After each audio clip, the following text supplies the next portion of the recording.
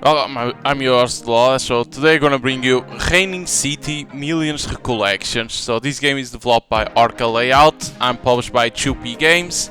So this is a visual novel, and the ending, there is different endings depending on how much money you have. So it seems interesting. So okay, let's see. I played the demo too. Orca Layout, the developer. Part 1, The All.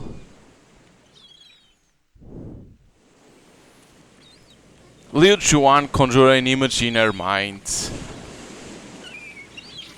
A white cruise ship sailing across the vast ocean, its bow slicing through the waves, creating a melodious roar of water. Flocks of seagulls glide on the currents, slowly drawing near. After the rain, the sun shone brightly, baking the deck that had been washed by the night storm. Passengers awakened from the tempest of the previous night now embark on a new day of life aboard the ship.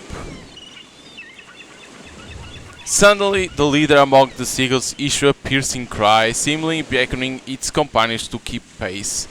The surrounding seagulls, stirred by the urgency of their leader's call, swiftly converged, curious about the new discovery that prompted such a eager summons.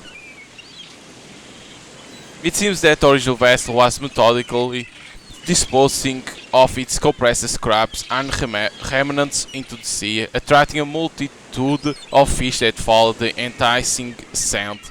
This in turn allowed the seals to indulge in lavish feast merely by following the ship's wake. The crescendo of their call summoned an ever-increasing flock of seabirds. Even the passengers aboard the cruise were drawn to this scene, reminiscent of a landscape painting, eagerly taking out their cameras to capture the moment.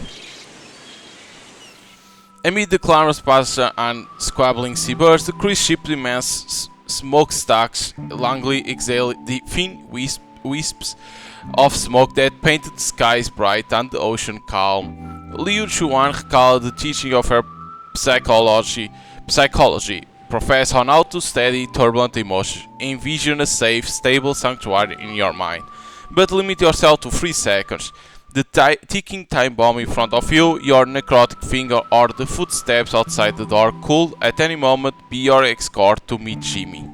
No one in the classroom knew that Jimmy was actually the teacher's favorite musician. However, his message was followed by a laugh that sounds eerily like a howler monkey, sending the entire class into uproarious laughter. This laughter now seemed to float above the cruise ship, mingling with the tendrils of smoke. Liu Xuan felt her tension dissolve completely. 1, 2, 3.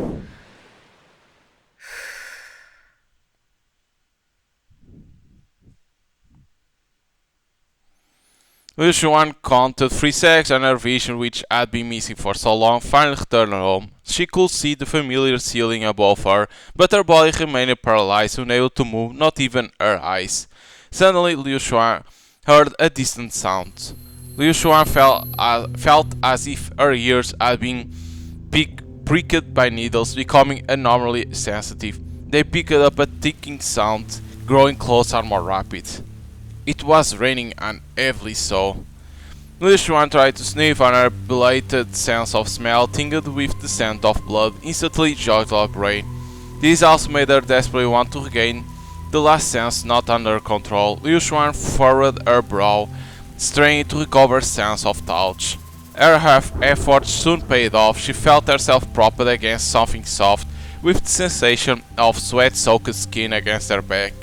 Then, struggling, Liu Xuan managed to lift her right hand to touch her chest, feeling fabric soaked with some kind of liquid. By now she almost understood her condition, but the scene she pictured hinted at imminent danger. She wanted to control her body, to at least be able to lower her head to survey her surroundings, but to no avail. The vast ocean, the cruise liner, and once more sunlight made its appearance. Liu Xuan inhaled deeply the pungent, acrid smell of blood flooding his nostrils, prompting every muscle in his body to tense as if recoiling from the odor, though it also made them easier for Liu Xuan to command. Good. Liu Xuan turned her head to survey her surroundings. The living room of her home dark because the lights were off. Despite the gloom, it was clear that the usual orderly furniture had been tossed about as if a typhoon had ripped through the area. Liu Xuan looked down and saw her white shirt violently torn open, stained with red liquid that eerily resembled the gaping maw of a great white shark. Slipping her hand inside, she found her bra still in place, though its front clasp had been ripped apart. It was as if someone had used a sharp blade to viciously split her chest open, causing the blood to splatter everywhere. Yet her chest bore not a single scratch. Liu Xuan momentarily set aside her doubts, pushed herself up from the couch, and immediately heard a thick, dripping sound behind her. She walked a few steps and turned back to see a blood-red cascade draped over the sofa, where she had just been seated. The most vivid stain was exactly where her back had rested. If someone had stabbed through my chest from the front then made a downward cut, the blood would have looked just like this. However, she felt no discomfort whatsoever. In fact, she felt unusually strong, as if she could break the record for a 500-meter specialty obstacle course and maybe even toss a disagreeable superior 10 meters away with one hand. But now was not the time for such thoughts. Liu Xuan noticed her close partner lying in front of the couch on the glass coffee table, next to a spare magazine. She stepped forward and picked it up. The silver gun named the Beethoven 1900 was developed in-house by the agency. It was the only gun she was permitted to carry off-duty. It fired 9mm rounds and held 8 in the magazine. Liu Xuan tilted the gun, noting the safety was off. She promptly engaged it, ejected the magazine herself from the cutaway that 6 rounds remained. She couldn't recall having fired a gun recently. Her memories were mostly of concluding a 3-month-long mission yesterday and beginning her leave. After returning home, she had planned some rest, but then her recollections skipped to the present. She researched the magazine as it clicked into place, a roll of thunder echoed from outside. Suddenly, a flash of light illuminated the room. Liu Xuan widened her eyes, staring at her left palm. An oval-shaped black hole had appeared in the center, perfectly integrated with her skin, yet it disregarded the natural undulations of her muscles, remaining a smooth, flawless oval from every angle. Is it a wound, or something else adhered to my skin? Liu Xuan decided to slowly bend her thumb to touch the mysterious oval. What the fuck is that? Like numbers appearing? Suddenly a swarm of tiny black monsters burst from a dark hole, wreathing widely in the palm of Liu Xuan's hand. They climbed with her fingers, reached toward the base of her thumb, and then circled back. She slightly leaned back, yet her gaze remained locked, utterly captivated. The black monsters began to swirl around an oval center, evoking images of her primitive cave paintings, with simple lines depicting people engaging in eerie, ritualistic dance around a campfire. Liu Xuan's curiosity far outweighed her puzzlement as she watched, mesmerized by the spectacle. As the chaotic dance of the black lines subsided, their movements became orderly. They bent and straight, gradually taking shape into forms Liu Xuan could recognize. Soon, the monsters set into static patterns, transforming into simple lines. Liu Xuan slightly lowered her head, meticulously tracing the patterns that now adorned her hands. 1, 10, 100,000, 10,000, 100 million. Is this 100 million? The numbers that appeared in the center of her palm paused briefly before they rapidly trembled and retracted back into the dark oval. Liu Xuan unconsciously licked her lips, only then realized they were cracked and bleeding. An overwhelming array of mysteries stacked up like a landslide in the fast lane of her thoughts, demanding she take a moment to methodically sift through them.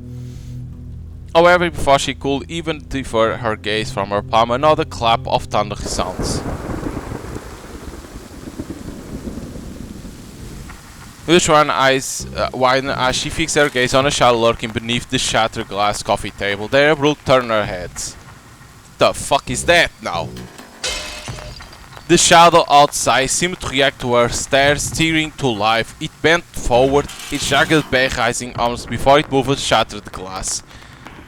As its shape entered the room, its back scraping to the ceiling, Liu Xuan could see its skin cracked like drought-ridden earth, Raindrops fell upon it, absorbed instantly, yet they were far from enough to moisten such a parched form. Along with this unusual figure, a horrendous stench invaded her home. It was a thick, putrid blend of rotten flesh and filth, so overpowering that Lucian could almost hear flies buzzing around as if holding a gathering in her house. Stop daydreaming. Lucian imagined a cruise ship breaking through a filthy sea tower down. As she raised her gun and flicked off the safety, she fired 2 shots. The unique melodious sound of the gunshots resonated like piano notes, soon followed by the thud of bullets lodging into a thick tree trunk. The most-examined dead would slow its steps momentarily before collapsing onto the ground. Its dropping white filaments lightly touched the ground before its hand sprang up, its slender limbs rapidly propelling it towards Liu Xuan. The hissing sound of rainwater being absorbed by its skin slightly stirred Liu Xuan's innate sense of fear, like the gentle flicker of a snake's tongue. As Liu Xuan backed away, she fired her last 4 bullets. Swiftly, she pulled a spare magazine from her pocket and reloaded. But just as she chambered a new round, the monster caught up with her and knocked her to the ground, a suffocating stench enveloping her. Striving to flip herself over, she found the beast weighed too much to manage, trapping her firmly. The rumbling sound of massive tree moving caused Liu Xuan's head to hatch. The dark deadwood monster splits open its trunk, revealing a dark green diaphragm that writhed continuously. The previously limp white filaments now stood erect like dandelion stalks. Liu Xuan felt Moss grab her right arm, pulling her toward the gaping split. Her mind screamed with alarm, a red flash of danger. No! Hell no! Suddenly a horror she had never felt in her 27 years surged over like a flood, overwhelming her sense. Liu Xuan's right arm shrunk rapidly inside her sleeve, her pink skin turning to ash as her muscles were gruesomely exposed. The smooth, orderly tissue contracted violently, resembling the limbs of a dead insect. She screamed in horror as an unknown red substance seeped out from her sleeve, quickly absorbed by the dead woods. Within seconds only the white bones of her right arm remained. Meanwhile the dead woods, withered limbs flourished maliciously, sprouting pulsating black tissues like boiling mud.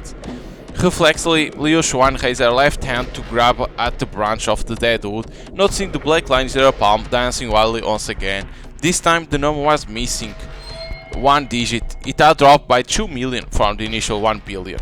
She had no time to consider what this meant, as every second was a luxury while the cruise ship teetered on the brink in the violent storm. Once again, Liu Xuan swung her left arm to retrieve the handgun that had dropped nearby. She swung it behind her back and rapid fired 6 straight shots downward.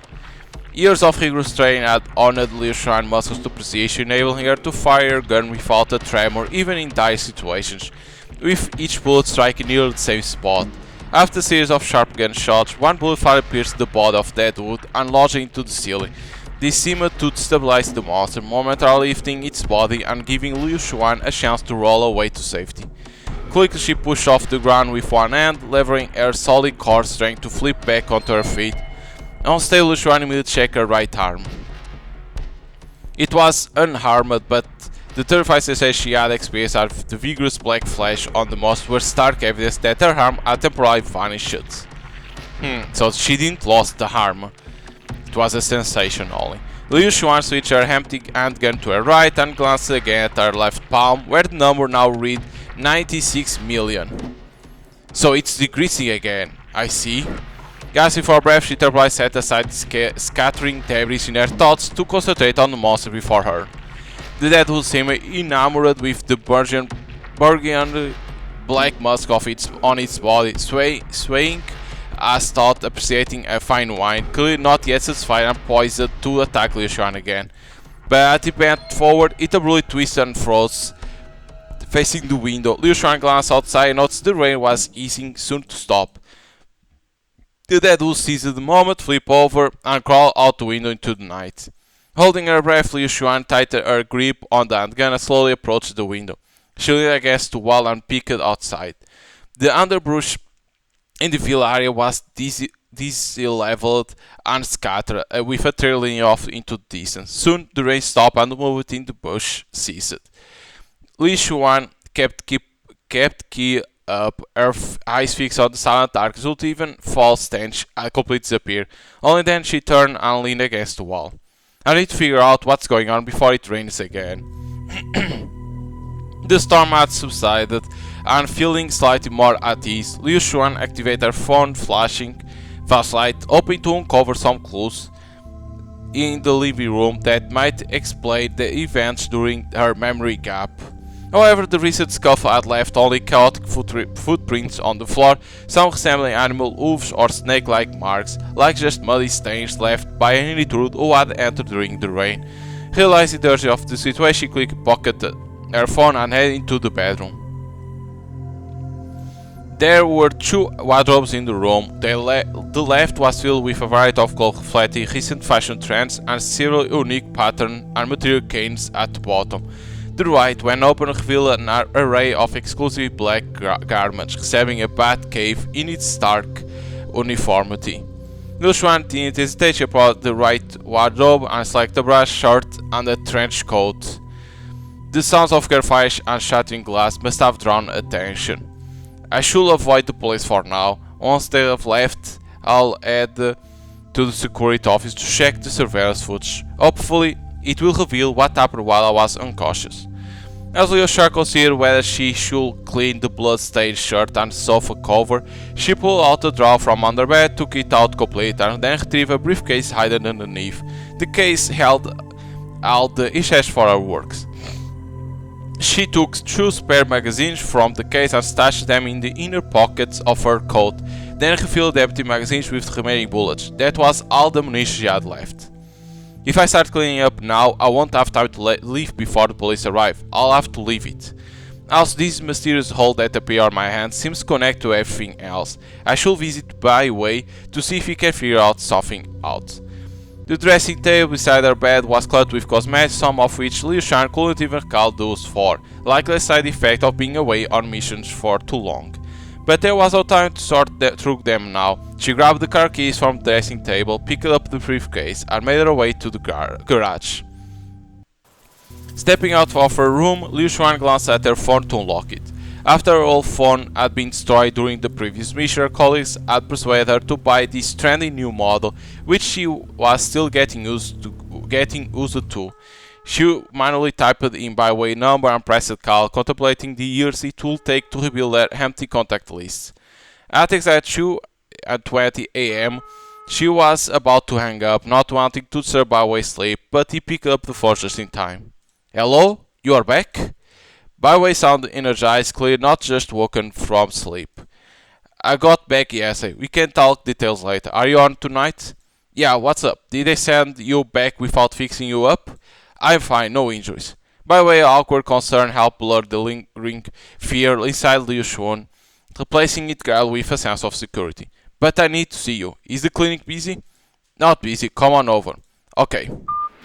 Liu Xuan ended the call, pressed the garage door opener, and waited as the roll-up door began to rise, detecting a strange smell. The foul odor left by the moss was now more annoying as her adrenaline had subsided. She planned to grab the citrus-scented roll-on perfume from her car storage box on the side. Just a quick shake and application on her wrists and behind her ears will allow the fragrance to rapidly evaporate with her body heat. As the garage door fully opened, Liu Xuan eagerly stepped into her black electric car, ready to drive through the quiet streets of the night. On the midnight road, only Liu Xuan's car waited at traffic lights. She took the chance to reach into the compartment and pull out a bottle of perfume. The cylindrical bottle was frosted glass. For some reason, she couldn't recall what brand it was, and no lettering on the bottle offered her an answer. It must have been on the box. She didn't think too much. The bottle was still empty, and she was indeed in the habit of wearing perfume. She opened the cap, letting the coral ball glide across her wrist and neck. At once, the fragrance of rosemary mixed with lemon, neroli, and rose began to spread, and with it, the cruise ship in her mind finally reappeared, sailing once more across her calm sea. The sight filled Liu Xuan with a composed serenity. Just then the light turned green. She pressed the selector controller toward the clinic. She disliked the thought of dragging Dr. Bai Wei into his inexplicable mat, yet given her present predicament. This was something I had to do, wasn't it? Whoa. So these are house heading to Bai Wei. What is this? Cell phone. Oh, we can see in here. So the all to see nouns, contact. So like to understand each one, right? This phone not only controls on saving norms as no. A feature I find exceptional when I discover it, I probably do. Okay. Now I feel myself in dire need of assistance. SMS. So in here you can see Burke's backstory of her. The journal to see the back. Okay. What is this? So menu to save.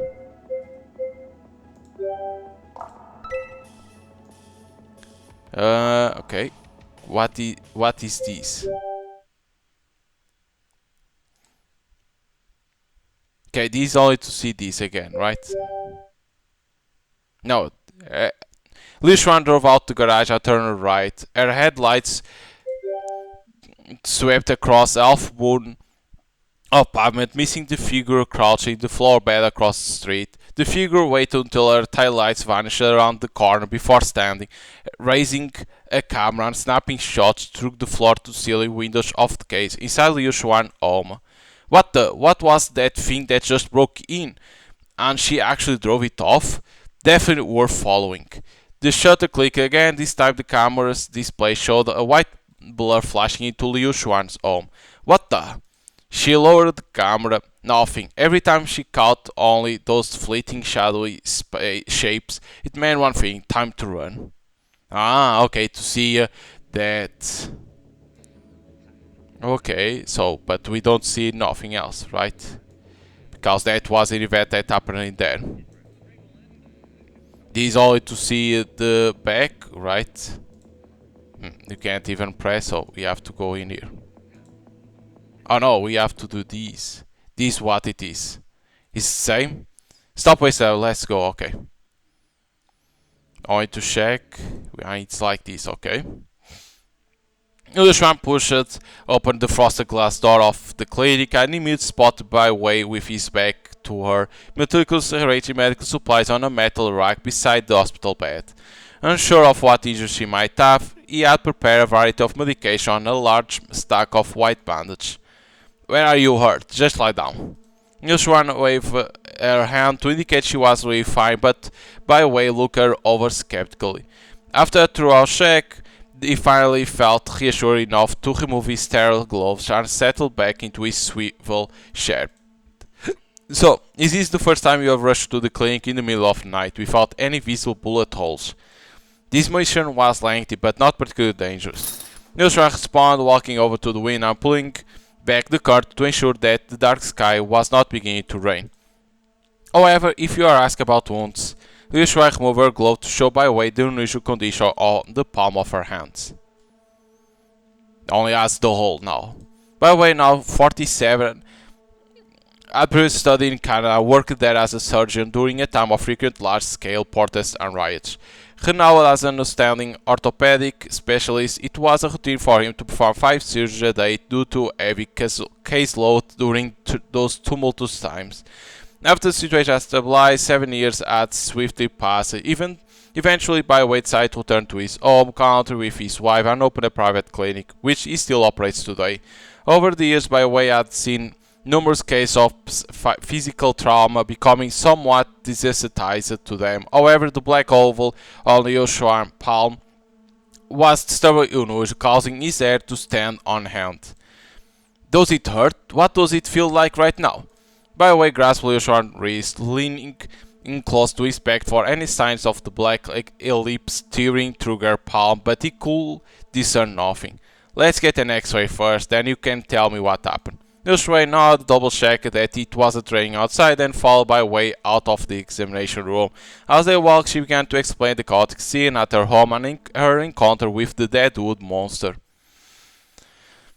On the other side of the seat, several police cars had pulled in front of Liu house, their red and blue intertwined lights constantly swirling and skying the dark red driveway. Residents were poking their heads around the windows in their robes, apparently the sleepiness of the early morning hours hadn't dampened their excitement to get together at all. The officers from the criminal room were talking and laughing, seemingly having only arrived not long ago, still making preparations before forensics. However, the link captain took a phone call and began to greet all the officers present as they closed it up. The incident, which took place in the center of the city and in which the caller claimed to have heard gunshots, came to a abrupt end, and there was no more official investigation. With the sound of distant sirens, the rain fell again. After sharing her harrowing ordeal, Liu Shuang knew by way would need some time to digest it all. She leaned against the clean window, making a call on a basic phone to her boss since the police had visited her home. The loud noise from her confrontation with the Deadwood monster had undoubtedly alarmed the property management, who likely decided the best course of action was to check the situation and then call the police. The agency usually facilitates smooth interaction with the other official bodies, but also encourages its members to avoid unnecessary complications with external organizations, considering both personal relations and the agency's unique nature. Therefore, Lisha braced for a reprimand, but was surprised when her boss didn't even ask her to file a report. Instead, he simply acknowledged the situation and said it would be handled. He also mentioned that there was a significant issue with the agency records and no new missions will be forthcoming soon. Lucian ended the call with some confusion, but since she wasn't a clerical worker at the agency, she didn't need to worry about the archival issues. Meanwhile, Byway was examining the X-ray films of both hands, which he had clipped onto a light box. The image of her left hand clearly showed an oval obscuring the X-ray, appearing as a stark dark spot.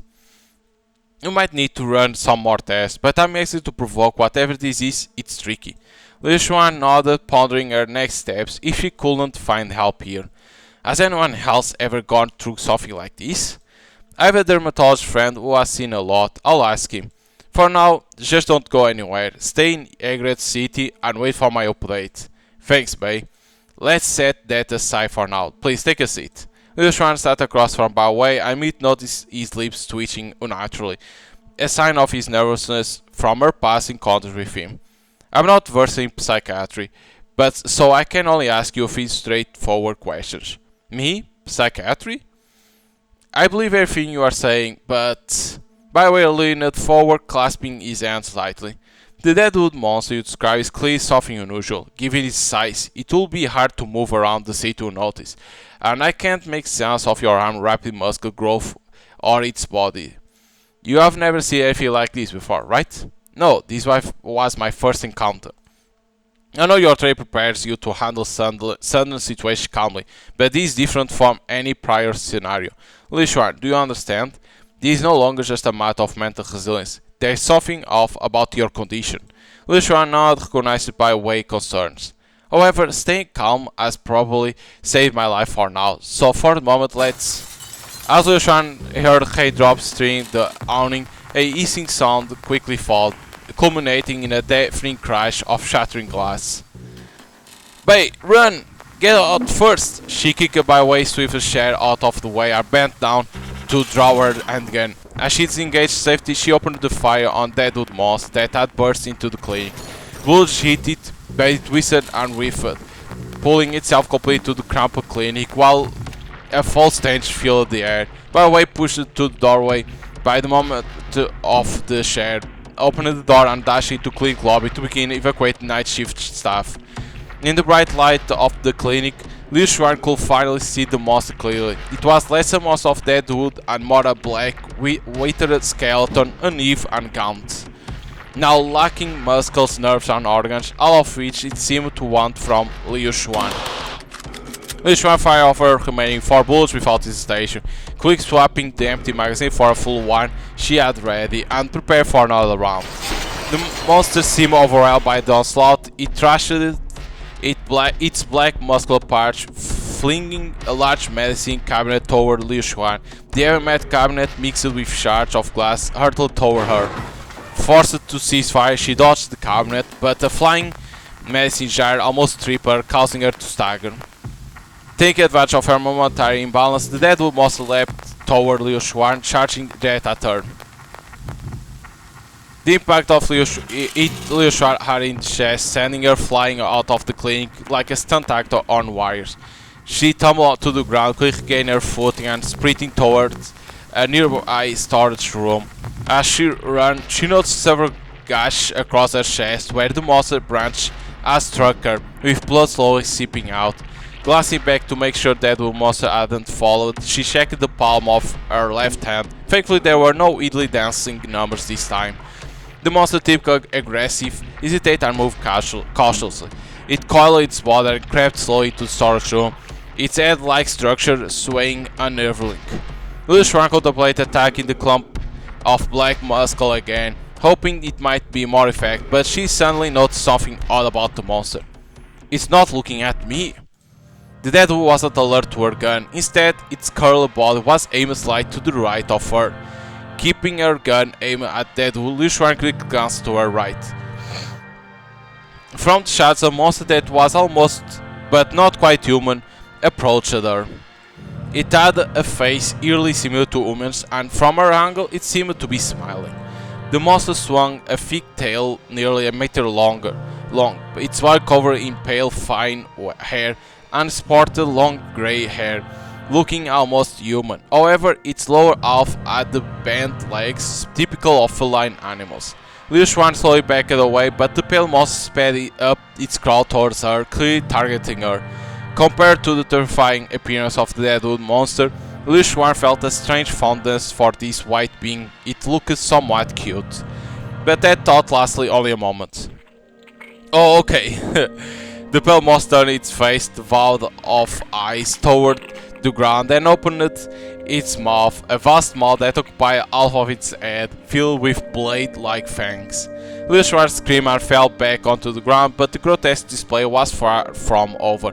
The monster lifted its left hand, revealing a crack that stretched from the base of its thumb across the wrist.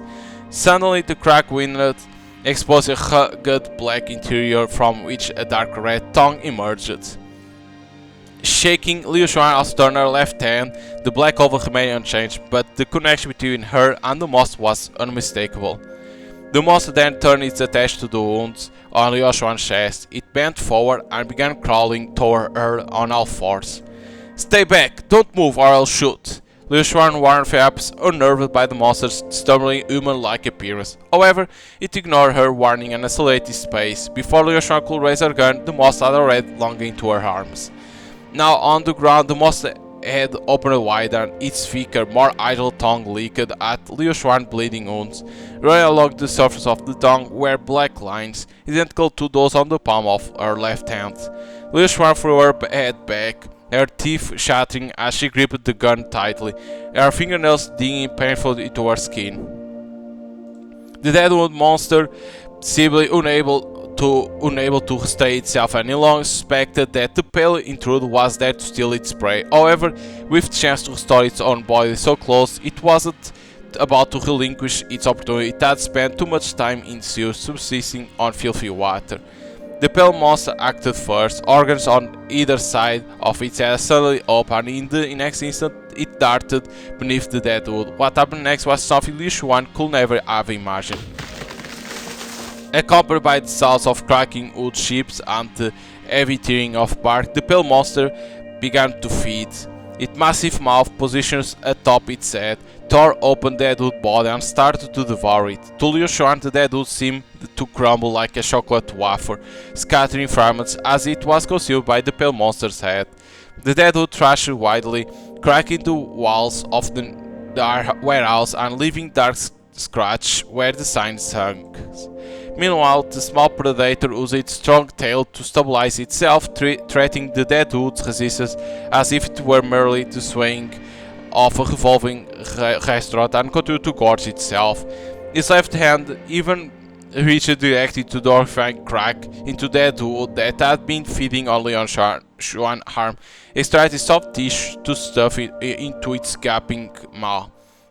Xuan slowly stood up, leaning against the wall corner. Debris scattered around her, and black fluid from that dude's shattered body pooled at her feet. She gripped her handgun, unsure of what to do next. All the knowledge and skill she had seemed useless against this surreal scene. The small weapon in her hand was her only support, but if the pale monster turned its appetite towards her next, would the handgun really be effective? Her mind briefly conjured a terrifying scenario. An earthquake struck the sea where the cruise ship sailed. Massive waves swiftly rose and morphed into the shape of a pale monster, effortlessly slicing the cruise ship in half. 3 seconds later, Xuan was jolt back to reality. The dead wood monster had vanished, leaving only fragments and a pool of black liquid on the ground. The sea before her was more eerie than anything she could have imagined. The predator lay on the ground, its face resembling a human pressed against the earth, while its mouth on top of its head slowly swept up the remaining debris with its tongue. Xuan aimed her gun at it, calculated where to shoot to maximize the likelihood of a hit. Contentedly, the pale monster stood up, its agile tongue licking around its mouth before closing its head. It then began to crawl toward Xuan once again. Xuan felt her hand holding the gun trembled slightly and her vision blurred. She knew her body was fine. It was her nerves getting the better of her. She had faced the deadwood monster without flinching, so why did this seemingly more benign pale monster upset her so much? The monster paused in front of Xuan, paced around her like a dog, and then settled down at her feet. It folded in the appendage it had previously extended, now seeming completely relaxed. Xuan rotated the gun towards its head. As Xuan considered whether she could have found the deadwood monster alone, had this pale monster not appeared, she questioned its intention. Was it hostile? Should she ignore the resemblance it bore to her? She answered these doubts with a resolute no, then secured the safety of her handgun and tucked it into her coat. Carefully she bent down and reached out to touch the pale monster's fur. The moment she made contact, she felt the warmth of a living being and the rhythmic thumping of its heartbeat, a familiar comfort sensation that slightly narrowed the distance between them. Guardedly, Xuan placed her hand on the monster. In response, its thick tail rose quietly, pressing against her back to support her weight and curling at a comfortable angle to allow her to sit and rest. The seemingly friendly monster extended its neck and turned its head to gently touch Xuan's cheek. The hard ridge around its massive mouth scraped uncomfortably against her skin, but she dared not to move abruptly, choosing instead to reluctantly appreciate this dangerous act of kindness. So, it seems like a dog, let's say like that. Lou, do you still dream? Come and find me through the door. So this is like opening. Okay, but still we don't understand what's happening to her.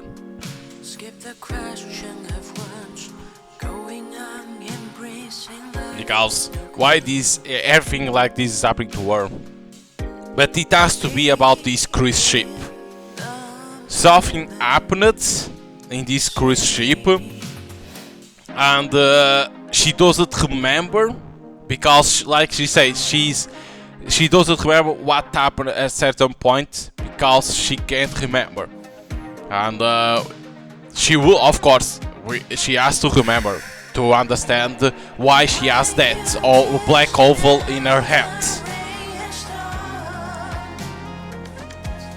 But one thing that we understand is that Darkwood monster, okay, of course this one is already dead, but maybe it's not the only one.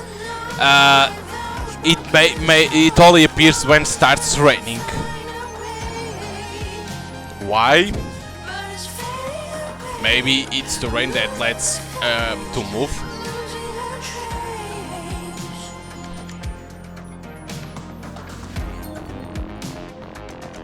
Showing the characters that gonna appear.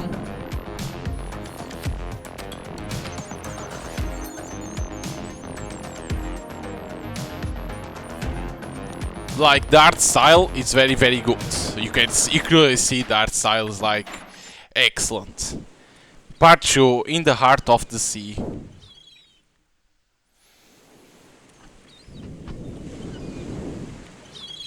The cruise ship, the Compose, made its way through the sea, propelled by waves flecked with milky foam, heading towards Lagos dock.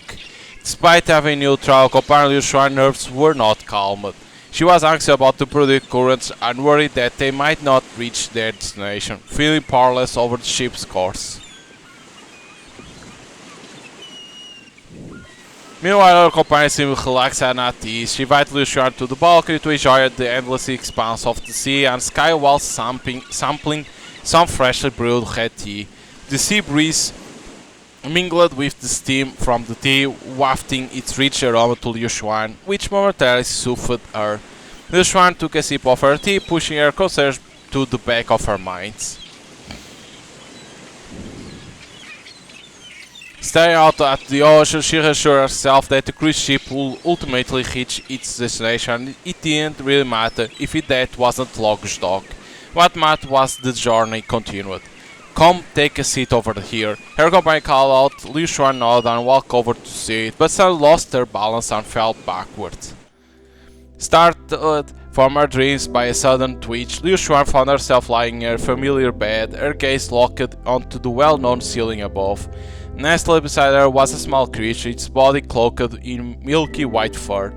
It lay curled up, utterly still, save for the gentle parting of the great mouth atop its head. Since it lacked eyelids, unlike most animals, Liu Xuan wasn't sure how to tell if it was still dreaming. She thought about calling its name to see if it would respond. As she sat up on the edge of the bed, she remembered how Byway had paused for a long time when filling out the name on the blood test form for the creature. I never had to name another being before. Given her social media handle was merely her student ID, the act of naming felt daunting. If the creature did not respond or seemed upset, she doubted her ability to devise a more suitable name. Perhaps Palion? Palion suddenly lifted its head, its large mouth trembling as it opened in a languid stretch, its tongue stretched out. After closing its mouth, Palion climbed onto Liu Xuan, licking the bandage on her arm. Needing to show more affection, it then nestled its cheek against hers, much as it had hours before. It seems to really enjoy this. Relieved, Liu Xuan slightly and gently pushed Palion away before rising from the bed. She picked up her phone from nightstand. It was just past 9. The property management did ask questions last night. They must know I've already spoken to the police. Within this thought, Liu Xuan headed toward the living room. Suddenly she noticed a foul smell from her clothes and realized the strongest scent was coming from Palion following behind her. Liu Xuan guessed that the mysterious creature made of withered wood might have transferred the foul odor to them. Regardless, having such a smell permeate her home was distressing. Instead, she turned her head to avoid scent, only to see a bottle of perfume on the bedside table that could the one in their car. I'll just dab on a lid and call it done. Liu Xuan walked up, picked it up. This one had a bit more left than the one in the car, though it was nearly finished as well. She applied in the familiar way, a few strokes here and there, then the well-known fragrance steadied her once again, and with it came the certainty that there was something she had to do. Time to take out another bottle. Where did I put the rest? As she bent down to coax Palion to the bathroom, Ituna's pet leapt into her arms. Holding her breath, Liu Xuan scooped up the light creature, crowding into one arm as they headed for the bathroom. With a shaky thumb, she unlocked her phone. It was nearly 11 o'clock. She had spent nearly an hour drying Palion's fur with a hair dryer. I might need a dryer suitable for large dogs. With its human-like face and soft fur, and without showing any signs of aggression or opening its large mouth, Palion elicited feelings in Liu Xuan that lay somewhere between a beloved pet and a dear friend. Palion appeared quite satisfied with Liu Xuan's cleaning efforts, hopping around while opening the large mouth on its head. This sight tightened Liu Xuan's chest, prompting her to push aside her fleeting affection. Palion was no ordinary creature. It was a far cry from the comfort companionship of a household pet, a truth she dared not forget.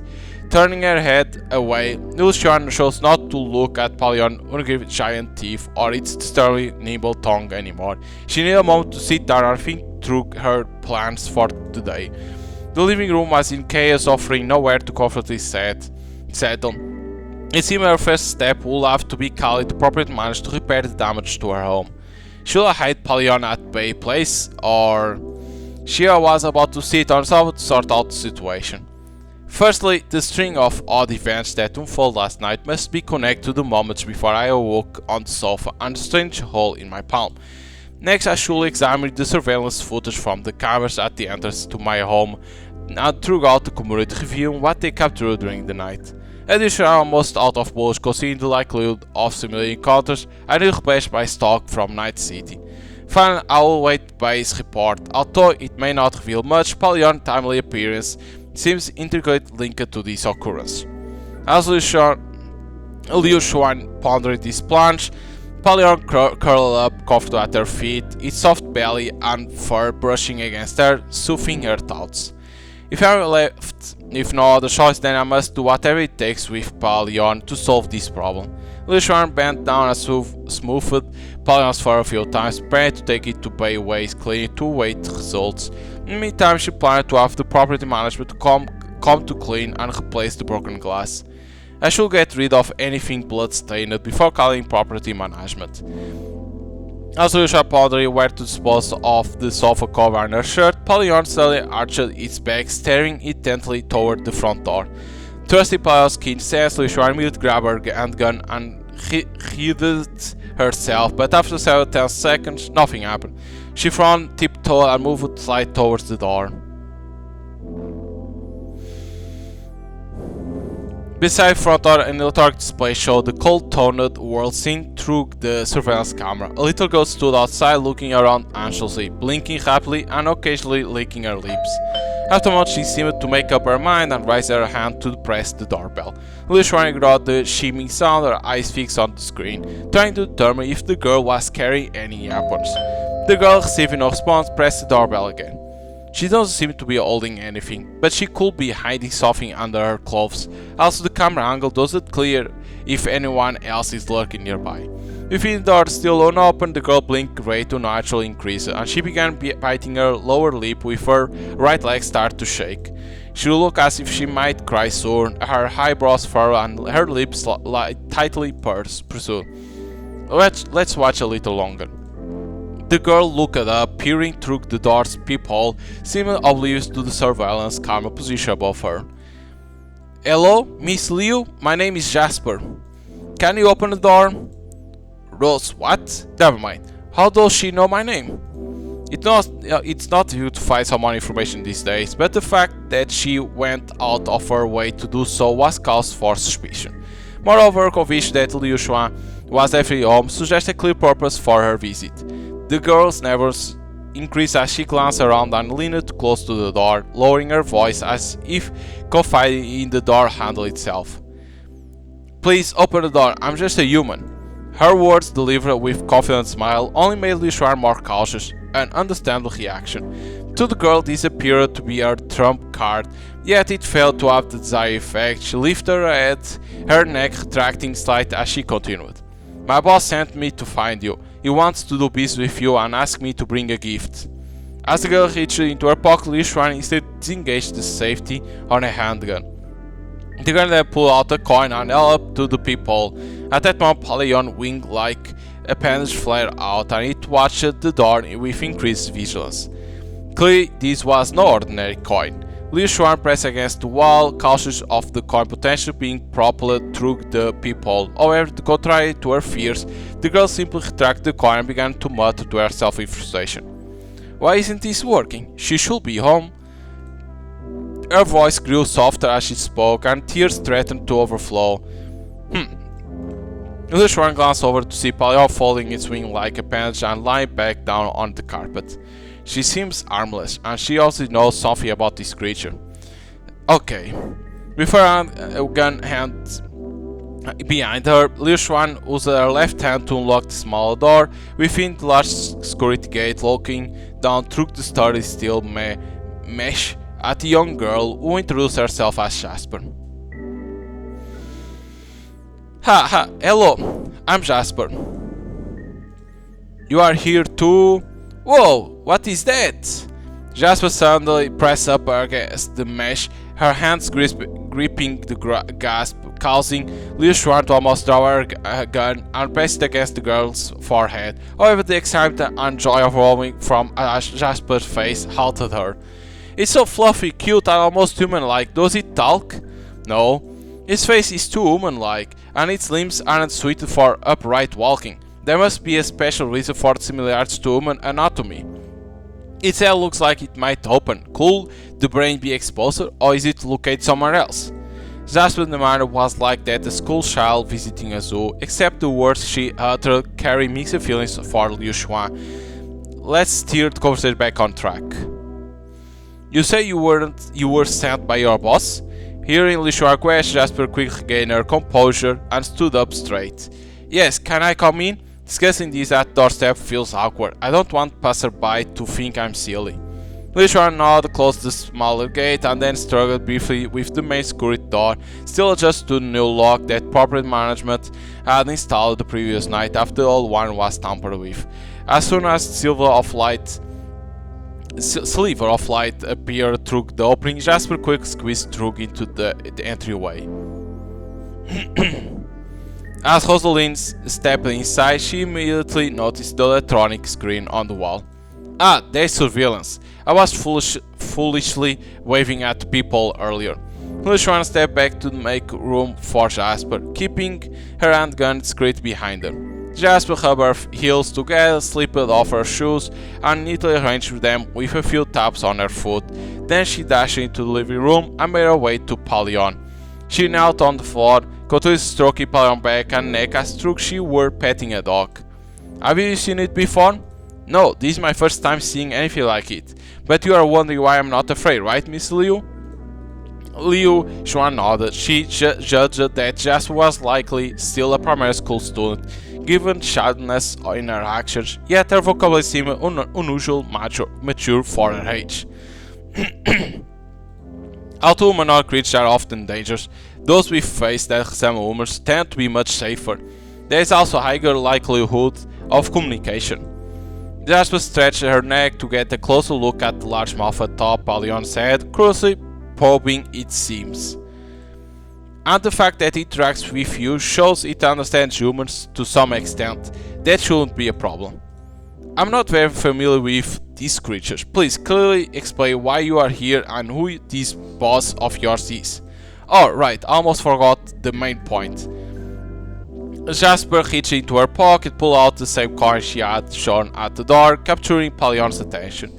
This is a gift from my boss to you. Liu Xuan walked over to Jasper to take the coin and Pallion followed closely, standing on its hind legs and resting its paw on Liu Xuan's arm, bringing its face close to the coin as if to examine it.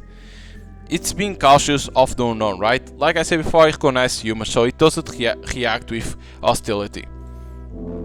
The bronze coin featured a relief of limbless crustacean on one side and was smooth on the other. Pallion acted like an airport security officer, scanned the coin, then shook its head and settled down beside Liu Xuan, lazily swishing its tail. Miss Liu, see? It's almost as if trying to protect you. That's quite unusual. Watching as bondless yet, Liu Xuan couldn't help but see her childlike, especially given her forgetfulness about explaining the purpose of the coin. The difference between adults and children might just be in their understanding of common knowledge. What is this coin used for? Oh, I forgot again. Just stood up, pointed at the coin in Liu Xuan's hand, and explained. Miss Liu, throw the coin into the air, catch it, and then hold your palm upward and guess if it's head or tails. Liu Xuan nodded, and before flipping the coin, she pulled her right hand from behind her back and set the handgun on the table. Jasper's eyes widened in shock, and she instantly stepped back, distancing herself slightly from Liu Xuan. Don't worry, I now believe you didn't come here to harm me. Doing so will be overly elaborate. You can just call me Liu Xuan from now on. Her trust in Jasper, however, was largely based on Pallion's behavior and its reaction to the situation. Liu Xuan deftly moved her fingers to the position of the coin on her thumbnail. Then she flicked her thumb, sending the coin spinning into the air while Jasper looked up in anticipation. Lushwan enjoyed the peculiar whirring sound of the metal slicing through the air and deliberately let the coin fall a bit further before catching it with one hand. Whoa, you can really catch a coin mid-air with one hand. Most people need to use both hands to make sure they catch it. Jasper began clapping, and for a moment Lushwan couldn't tell if she was being sarcastic. Alright, the side with the crab is heads, right? Huh? That's not a crab, but yes, it is heads. Lushwan shifted her gaze to her own hands.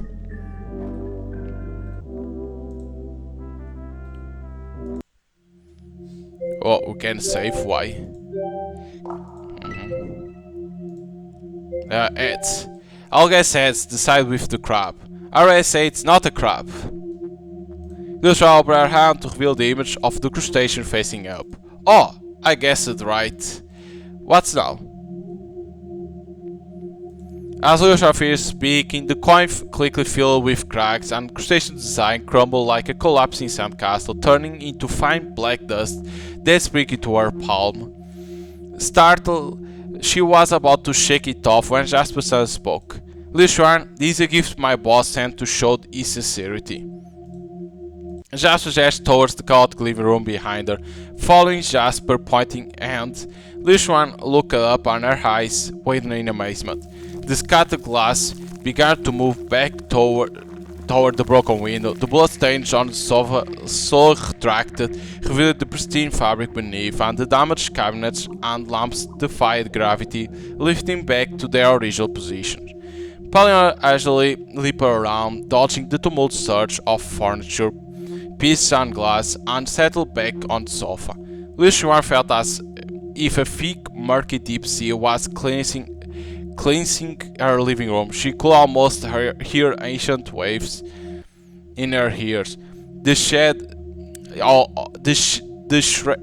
old shells emitted a strange odor, but the bodies that regrew were pure and beautiful. In this saga of renewal, it could survive through millennia, until Lushwan sank again her sense, the illusion dissipating, but transformation in the living room remained a tangible reality. What happened here? Jasper placed her hands in front of her, smiling slightly, appearing suddenly more mature. Anything damaged during the night will be restored, and next time you flip the coin, if you choose tails regardless of the actual outcome, you can trigger the same effect. If you choose tails regardless of the actual outcome, you can trigger the same effect. Okay. This is a cheating coin. My boss hopes this gift will help us become friends. Lushwan clenched her fist, the black dust of coins slipping through her fingers. Who are you exactly, and who is this boss you keep mentioning? I'm the adopted daughter of my boss, and I help run his business. Jasper replied as she sat down on the sofa and hugged a pillow to her chest. My boss believes you are now the richest person in the world. It's unlikely there has ever been or will be ever be anyone with such immense wealth. We who make our living through trade really hope to build a good relationship with you, Lushwan. Lushwan shook her hands, scattering the black dust onto the floor, and slipped the coin into her jacket pocket. I don't understand. What wealth are you talking about? Lushwan knew the conversation wasn't about cash, but rather about the mysterious black hole and knobs that appeared in her palm. She was curious to see how much Rosalind knew about her unique situation. At the same time, she noticed that the part of the sofa that had been cut had been reverted to its original state, nor had the bullet holes in the ceiling. Touching the scar on her waist left by the dead wood, surprising it no longer hurt. So that's what's happening. The boss says you have 100 million. Lushwan, you aren't yet engaged in transactions using this form of currency, so the figure might not mean much to you. Even so, it will be a staggering amount in any human currency. Jasper smiled, her feet rubbing together at the tips as she sat on the sofa. Hold on, how do you know I had these things? She anticipated that this question wouldn't be difficult for Jasper to answer. If she was willing to respond directly, she would do so. If she preferred to evade, she likely had a prepared excuse. But the usual talkative young girl now seemed troubled. She opened off the sofa and paced back and forth with furrowed brows. What's the matter? Jasper shook her head, stopped next to Pallion, then half knelt, leaning her body against Pallion's back. She rubbed his thick fur while she spoke. To be honest, I'm also a little confused about it, but Jasper rested her cheek against Pallion's lower back, keeping her gaze steady on Liu Xuan. I might as well tell you. Here's what happened. Last night my boss mentioned that I need to visit you today. But when I woke up this morning, I remembered I was supposed to come here. I couldn't recall why. I'm sure I asked him last night. So I went back to ask my boss. I'm surprised he had forgotten too. It took him a while to recall that you might have this 100 million. That's why I got here later than planned. I was supposed to come in the morning. It seems that the boss are prepared in advance just like you, but had a memory slip, particularly about the 100 million, which he might have only found about a few hours earlier. These inconsistencies and details in Jasper's story made Liu Xuan even more perplexed about what she was involved in. Please don't mention any of this in front of my boss. I'm worried he might get angry if he knew I would say too much. It sounds like your relationship is quite complex. Alright, go on and tell me more about the value of this 100 million. Jasper nodded and continued. You should think of it as an exchange rate of 1 to 1,000 compared to our nice spending. However, getting your hands on this 100 million is far more difficult than earning 100 billion. Even if you make it sound convincing, to me it all sounds like gibberish. In reality, this 100 million has only brought danger. Money only has value if it can be exchanged for something of equivalent worth. That's why I say you don't yet grasp the concept. You underestimate the power of this 100 million. Because of it, you already receive a gift from my boss, and from now on, we will continue to guide you and help you deal with supernatural occurrences. Can I use it to return to my normal life now? Jasper paused, seemingly displeased with Liu Xuan's reply. She sat on the floor, legs crossed, her right hand buried in Pallion's thick fur. Everything I've told you is what I've heard from the boss. I'm not clear on the other use of your wealth beyond making purchase. So come with me to the shop. Meeting the boss in person will be much more useful than me speculating here. Liu Xuan bowed her head, reflecting on the dreamlike vision she had experienced. She felt as if she were being swept away by a profound current, drifting uncontrollably into the unknown. She wondered if following Jasper might lead her into danger, or what she should do if she had decided to refuse. Seeing that Liu Xuan remained silent, Jasper went over to Pallion and began to stroke its soft neck and long fur. As Liu Xuan's thoughts churned, they slowly shifted from rational considerations to more existential questions. Why was she experiencing these events? And why was she so unnervingly calm, with fear and surprise fleeting?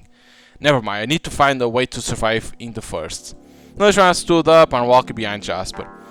I understand that you and your boss are well versed in these complicated matters, and that helping me benefits you. But I can't just go back to your shop without understanding what I'm dealing with and act on your advice. I need to investigate these on my own. Once I have a better grasp of the supernatural beings you speak of, I'll consider your offer to help. Alright, I get where you're coming from. I know you are capable of handling this, but I still hope you can trust us. Let's wait until I'm ready to discuss further. Is there anything else? I need to take this little creature out for a bit. I'll drive you back to your shop first. No problem. Jasper smiled, continued to smooth Pallion's fur as she spoke. Come on, let's get ready to go. This little Liu Xuan, does it have a name? I'm not sure, so I just gave it a nickname for convenience. Wait, let me guess. It kind of looks like a sphinx. Do you name it Sphinx? But if you are going to that direction, it should be called Bastet, since it's more cat-like. I think it looks more like a dog, actually. Pallion, sensing Liu Xuan picking up her phone and gun as she was about to leave, and got up to follow her. But look, it's like it's wearing a helmet, and those tufts almost look like wings. Doesn't that resemble a Norse Valkyrie? I won't dare treat it like that. Just kidding, what do you name it? Liu Xuan finished tying her shoes, looped her car keys onto her finger, slipped them into her pocket, and then called out, Pallion, let's go. Can be a Valkyrie too. Liu Xuan followed the direction on the navigation app to the location Jasper had mentioned, checking out the information reveals listed for the shop. It seemed to be a normal pawn shop and antique store, which was quite different from the underground market, catering to a supernatural entity she had imagined. As they approached a yellow traffic light, Liu Xuan slowed the car and came to a stop, then glanced in the rear view mirror. Jess was still clutching Pallion tightly, her expression marked by discomfort. Make sure Pallion's hood is on properly to keep him from being seen by passerby. How could you name it Pallion? Jasper protested, but she adjusted Pallion's hood and held him close protectively. It looked so fierce with that mouth on its head and has such a big, strong tail. Jasper crawled Pallion's tail in her arms. And you just call it Pallion. That seems too understated. Liu Xuan understood that the name might not seem appropriate, but she couldn't think of a better one. Pallion seems to like it, so let's keep it. Just as Jasper was about to protest, Liu Xuan quickly interrupted, preferring not to get into an argument with a child. It might seem like I'm keeping it as a pet, but honestly, every time Pallion opens its mouth, it makes me uncomfortable. But you like these supernatural beings, right? Why is that? Do I? I guess I don't seem that much different from cats or dogs. Liu Xuan replied, accelerated to keep pace with traffic. She let her imaginary roam, envisioning the cars around them as animals shaped with drives merely acting as mimicking organs. I think there's a big difference. Well, it would be odd if my views were the same as everyone else. Jasper possessed a unique car, not just like a mature child or someone wise beyond their years. Liu Xuan suspects that her distinctive qualities stemmed from highly unusual upbringing, or perhaps from something her so-called boss did to her. My brother, however, thinks more like an ordinary person. Oh, I forgot to mention, we are twins, both adopted by the boss. You have a brother? Liu Xuan adjusted the steering wheel as they continued toward their destination. I've lived for 27 years without encountering anything like this, yet there are people like you who have been interacting with supernatural beings from a young age. And now all these strange events have suddenly converged in front of me, and there's a lot I can't wrap my head around. Really? To me, the world is supposed to be like this. It wouldn't function properly if any piece were missing. But not many are like my brother and me, you know. Liu Xuan, you are quite remarkable. Just a few hours into your first encounter with a supernatural being, and you were targeted by survival without losing any limbs. And to think you have adopted such a cute one, could it be that you are not human either? Jasper burst into laughter, playfully scratching Pallion's shin. She seems well aware of my encounter with the dead wood creature, but hasn't mentioned what happened before I woke up. Don't overthink it. You'll definitely get help after meeting the boss. Since our names both contain the same character, the boss will surely be nice to you. That sounds rather naive. Jasper shook her head playfully, thinking to herself that she indeed was still a child. The sign for West Flowering Pawn Shop was painted in golden letters, a typical choice for shops that often include auspicious words like Xin or Xing in their names. Yet Liu Xuan couldn't find any special significance in the name West Flowering. The shop's red brick facade, dusty and marked by time, contrasts with the newer deep blue signboard that boldly declared 20 Park Street. The shop looked like a nice pawn shop, seemingly unconnected to anything supernatural. Is this the place? Surprising to find it right on the main road. Non-human visitors usually enter from the back, but Pallion looks human enough, so you can use these entrances. It's also easier for parking. Pallion, I'm off. I'll come to visit you again soon. Jasper held Pallion tight in the rear view mirror, clinging to him for a long while before she got out of the car and quickly walked around to Liu Xuan window. Liu Xuan, take care of yourself. There are many things out there that might covet the numbers in your palm. Thanks. Liu Xuan reached out and affectionately pinched Jasper's chubby cheek. Despite everything, she trusts that Jasper would truly want to help her. Sister. I'm back. Cinnabar. Any customers? Liu Xuan found herself at a loss to guess Jasper's brother name. Cinnabar, hello, I'm Liu Xuan. I know you are. Seeing that you aren't getting out of the car, you must not trust us, right? You should drive away. Didn't you notice another car coming? Cinnabar, don't be so rude. It's okay, he's probably just jealous because I'm close with his sister. Cinnabar gave Leoshran a skeptical look, but as he mentioned, a luxury car was indeed pulling up and coming to a stop ahead. The driver quickly unbuckled his seat belt and, as a high school aged girl, emerged from the back seat, spoke briefly with the driver, then headed towards the west flowing pawn shop. The luxury car carefully backed up, easing Leoshran's worry about the narrow road, potentially causing a scrap. Oh, Miss Sue is here. Cinnabar, could you show her inside? Leoshran glanced around, curious to see what sort of person frequented this place. However, as soon as her gaze shifted, she caught the attention of one of the patrons. What are you staring at? Lucia quickly turned away, and this reaction caused Jasper to giggle and cover her mouth with her hand. Alright, I won't keep you from your business. Okay, Lucia, goodbye and remember to come back.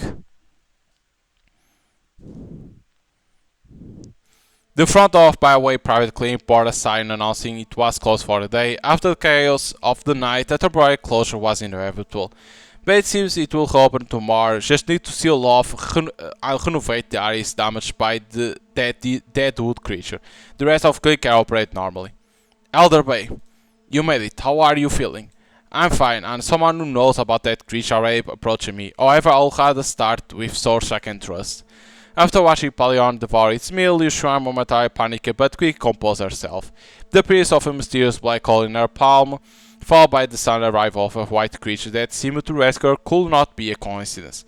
She then collaborated with Byway to facilitate what would be the tense blood draw of his career.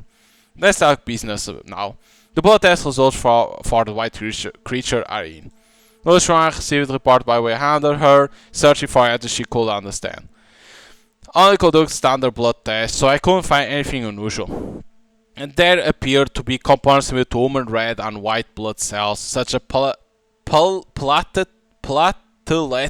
volume and lymphocyte ratios. These metrics are present, so we are not completely unable to identify blood components. However, I couldn't conduct more detailed analysis like DNA sequence with the equipment I have. Right, I fear as much. It won't be that simple to figure out. Yes, and that's why I want to see you. I have a place to recommend. A couple months ago, a biological research team from Egret City University established a laboratory on Piano Island. It might be worth checking out. Leoshran quickly picked up on subtext in Byway's words. Helderby, are you implying? Byway nodded, affirming Leoshran's suspicions. She was investigating the blood of an ordinary creature. Their work might extend beyond conventional biological studies. You were out on a mission, so you probably haven't heard. 2 months ago, a sperm whale was stranded near Baisheng Beach. Nusran had already heard a bit about the situation, so she nodded, signaling Byway to continue. You know, after I opened my clinic, a great city university appointed me as an honorary professor. I sometimes lecture there. After university function, I learned that the stranded sperm whale was part of a research project that they had been tracking for a long time. Short after the whale beached itself on the Baisheng beach late one night, it was declared dead and its body was quickly removed. Liu Shuai began to suspect there was more to Byway's story as he spoke. People tend to exaggerate when they had a few drinks. I heard someone say the whale was peculiar. Suppose it had just one eye and no skeleton. In fact, research team tracking the whale disbanded after the stranding. Later, a new team took over the project. They were the ones who built the lab I mentioned. They even set up a dedicated building and invest in a lot of new equipment. Whatever the details, they have more advanced biological research equipment, and I can use my position as a Recollections University professor to arrange you a visit for you. Let me draw some blood from that creature first, and you can have it tested there. But given its white blood, it's quite unusual. What will you say if they ask about it? Don't worry, I'll tell them it's a sample you gave me. If they have any questions, they can ask Professor Byway. You really are. Alright, just be safe. Sure, but. Nushra crossed her arms and asked tensely. Elderbay, you know I've given the creature a name, right? Why not use that name instead of calling it the creature? It sounds so awkward. By the way, while writing a letter of introduction, shook his head. You call me Elder Bay, and that creature is Pallion. It's almost as if we are supposed to be a part of the same superhero team, which is a bit odd, don't you think? Really? I think it's quite cute.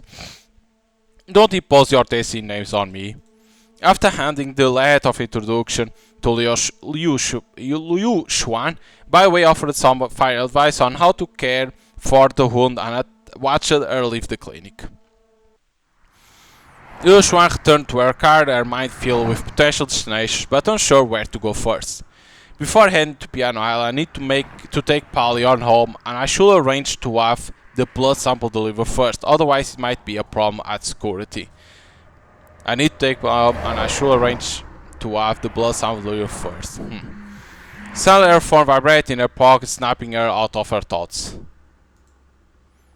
Okay, it's in Chinese, I don't understand. After reading the message, Shana had a good idea who Su Lixi was, and she realized that Jasper's intention for taking her to the store was to meet her. Without much hesitation, she activated her front camera. She lifted her chin to make her face look smaller, slightly tilted her head to get the right angle, and pressed the shutter button. At that moment, Paleo looked up, also capturing the photo.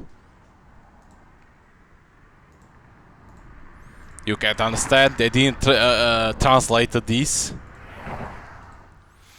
Misu, right? So now we know the name of that girl, that is Misu. Okay, map.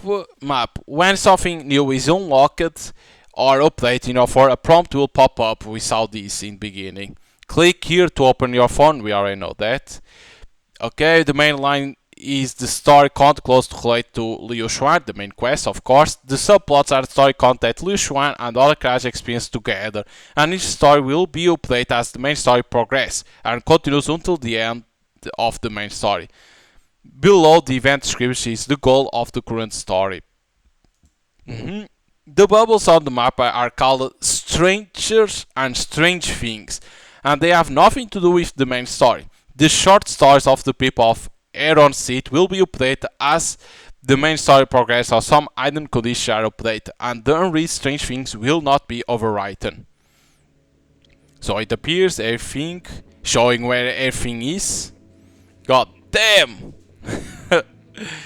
That's a lot. So we have the Deep Sea, that is the main quest. Then we have Moon Blocks, and the Handmaiden. We have nouns, that is to understand. We have by way, of course, and Su, we already know because we were talking with her, and in here we don't have nothing. So, first things first, we have a lot of subplots to see. Because like they say, these are subplots. Stories that appear. Lucian stopped out the shop in West Floor, raising her hand to shield her eyes from the sun. Once her eyes just to light, a woman in grey tracksuit approached her. Hello, could you tell me if you bought or sold anything in this store? Just looking, nothing more. As Leo spoke, she headed toward her parked car, clearly not interested in continuing the conversation. However, the woman in the grey jacket was persistent, opening her phone to show a social media platform. I'm writing an article about small shops in a great city and will post on this account. Will you be willing to do an interview? You should speak with the store manager. Customer opinions are more important. Lucia waved her off and got into her car. Joyce didn't persist, for and stood watching as Lucia drove away. Once the car disappeared around the corner, Joyce pulled a voice recorder from her grey jacket and pressed the stop button. Knowing Lucian's cautious nature, she hadn't expected the woman to stop and shout, but capturing Lucian's voice was enough to meet her goal. With no real interest in the store, the woman in the grey jacket left the street, already planning the next opportunity to approach Lucian. There we go. Someone trying to know certain things about us. We have a camera. Lucian made time to check the security footage at the property management office concerning the night she was attacked, as she suspected there was a gap in the footage near her home. The video captured her returning home in the afternoon, and she did not exit again. However, as night fell, the footage abruptly cut to the moment the police arrived. As expected, it's not that straightforward. If someone managed to enter my home undetected, it would be foolish to think they hadn't tampered with the surveillance system. Realizing that worrying about the assault's capability was futile, Lucian stretched and walked home. She planned to regress that afternoon, brew some tea, and finish the novel she had been reading. So we couldn't see. Of course, it was hidden. It was cut, right? Like, it was like everything planned. They knew So we have this. Hello, Liu Xuan was about to go home to get a new air freshener for her car when she was stopped by an elderly lady with a black Chinese simplified rural dog at her feet. Hello, Liu Xuan was sure she didn't know her. I live right next to you. Following the direction the elderly lady pointed, Liu Xuan saw a house similar to her own, where a kitten was sunbathing in front of the yard. I lived here for a long time, but it's sad to see you around. As she spoke, the colorless dog ran over to sniff around Liu Xuan, clearly violating the community rules that require dogs to be leashed. I've been quite busy with work. Oh, what do you do? I see you come back only once in a while. Nothing much, just a lot of business trips and overtime.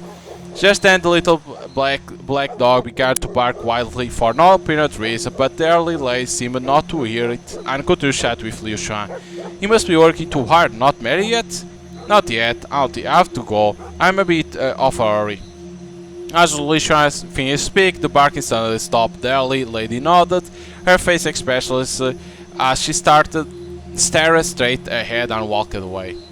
Both the dog and its owner seems a bit off. Like, what's happening to this city? Wait, there is more to see.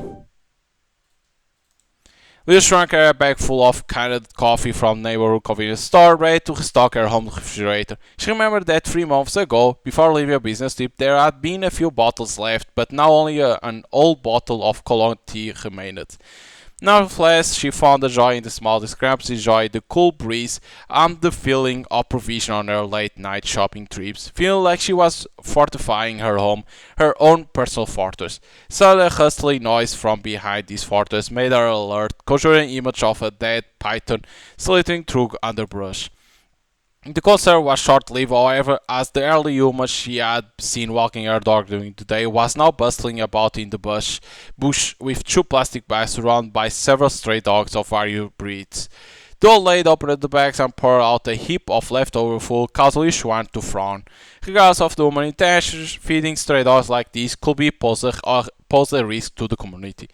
Liu Xuan considered stepping in when she saw the early neighborhood feeding stray dogs. However, she ultimately decided against it, reasoning that the community management, given the fees they collect, will likely address the issue soon. They'll probably send someone to deal with stray dogs, though she wondered if this action might cause a conflict with the elderly lady. This isn't really my concern anymore. Wary of being hopped into a conversation with the old lady, Liu Xuan quickly tiptoed back to her house and softly closed the door. She then opened a can of coffee and, accompanied by intermittent barking from outside, savored its bittersweet taste. Okay, doesn't have more. We have here like bullets, it seems. The Kihai district, abound with factories and emerging high-tech parks, has attracted a diverse population across all ages.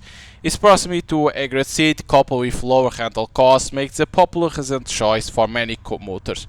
Given the large potential customer base, it's natural for various restaurants and a small service business to establish themselves here. Over time, these have coalesced into a mixed-use area known as Kyandai Night City. However, this zone, bustling and unchecked, has become famous for its illegal constructions, building stacks haphazardly, creating a maze-like structure that provides a perfect hideaway for those who on the fringe of legality. Among these figures was Liu Xuan's former colleague, a logistic worker who occasionally pilfered small items, accumulating a significant stash by retirement. Of course, the agency normally maintains strict control over dangerous items like bullets. However, the newly appointed leader quietly made an exception, recognized that the lengthy approval process for field operatives could delay crucial operations. However, he is cautious about causing any trouble, so he only permits transactions with someone like Liu Xuan, who is well known and trusted with the agency. Nonetheless, whether there is a loophole, there are always those ready to exploit for a quick profit. Liu Xuan arrived at her former colleague's aging apartment building, where a wall of rusty, dust-covered iron mailbox stood in the hallway, a rare privacy suite for concealing their secret transactions. She used a spare key to open mailbox number 307 and found a cardboard box inside, which she briefly weighed to confirm contained exactly 80 bullets. Liu Xuan then placed a paper bag with 6,500 yuan inside the mailbox, paying out about 10 times normal price for the ammunition. After putting away her phone, Liu Xuan glanced up the third floor of the building where her former colleague lived, noting the tight closed curtains. Okay, so save because we saw that. Okay, let's see if there is nothing else of those. Okay, that is strangers or strange things that happen. Okay, so subsidiary missions. We have West Flowing and head to the parking lot of Golden Axe to beat. Okay, parking lot. Parking lot. In here. In novels depicting a wealthy character as constructing an entire gold-class skyscraper to flaunt with wealth might seem cliché and lacking imagination to readers. However, the Golden Apex Tower is indeed a real building whose exterior is entirely golden, rising 30 stories high and covering over 4,000 square meters. It stands out like a colossal gold bar on the city skyline. Liu Xuan was driving along the main thoroughfare in the Lake Center district, and from a distance she could already see the striking gold apex tower, vivid contrast to the surrounding more subdued high-rise. Like other residents of Eger City, she was somewhat familiar with the building, knowing that 1/3 of its floors were rented out as office space, while the remainder operated as an hotel. Approaching the tower, Liu Xuan steered her car into one of the temporary parking spaces located in front of the building's grand entrance. Saying that we arrived, and she says something. Liu Xuan put down her phone, turned the car around, and couldn't help but smile. She got a message from Su Lixi, and it brought back a sense of being on the job. Although her work often involved extreme challenge and risk, she truly enjoyed it. Paulin, come up front. While speaking, Liu Xuan patted the passenger seat and Paulin nimbly moved into position. Get a little more inside. She pointed to the area under the passenger seat, and Paulin helped her to lay down with its upper body facing the back seat on back of the seat, tucking its lower body into the gap. Paulin's movement surprised Liu Xuan, causing her to pause for a moment. Perhaps Paulin really understood her, or maybe it could even speak to her. Liu Xuan snapped out of her thoughts, realizing that picking up Su Lingxi was urgent. The message she had received from Su contains hints of danger, suggesting that her situation might be more complex than Liu Xuan had initially thought. Liu Xuan quickly arrived at the location Su had mentioned. She parked the car, unbuckled her seatbelt, and leaned over to open the back door. At that moment, car headlights lit up mottled glass of the security booth in the underground parking garage. She returned to the driver's seat and turned to see a deep blue Maybach sedan ascending the exit ramp of the parking garage, still some distance from the automatic barrier. Suddenly, the rear door of the vehicle opened and a teenage girl about 17 or 18 years old jumped out. Holding her bag, she looked around anxiously as she ran out of the parking garage. Liu Xuan already held down her window and quickly extended her left hand to greet the girl, while her right hand busied itself with fastening her seatbelt. Seeing her gesture, Su quickened her steps towards the car, while the Maybach's driver, unable to wait for the barrier to open, exited his vehicle and started to give a chase.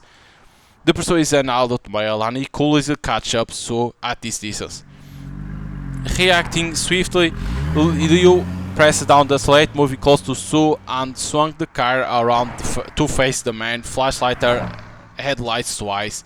The driver just emerged from dimly lit underground park garage and not yet adjusted the outdoor light, instantly shielded his eyes from the sudden brightness. At that moment, Su scrambled into the back seat, but in her haste, she stumbled and fell onto the seat. Drive! Liu shifted into reverse, backed up quickly, then spun the car around, the rear door slamming shut from the motion. With the car now facing the main road, Liu shifted into drive and stepped onto gas, leaving the man who was chasing Su behind in the rearview mirror.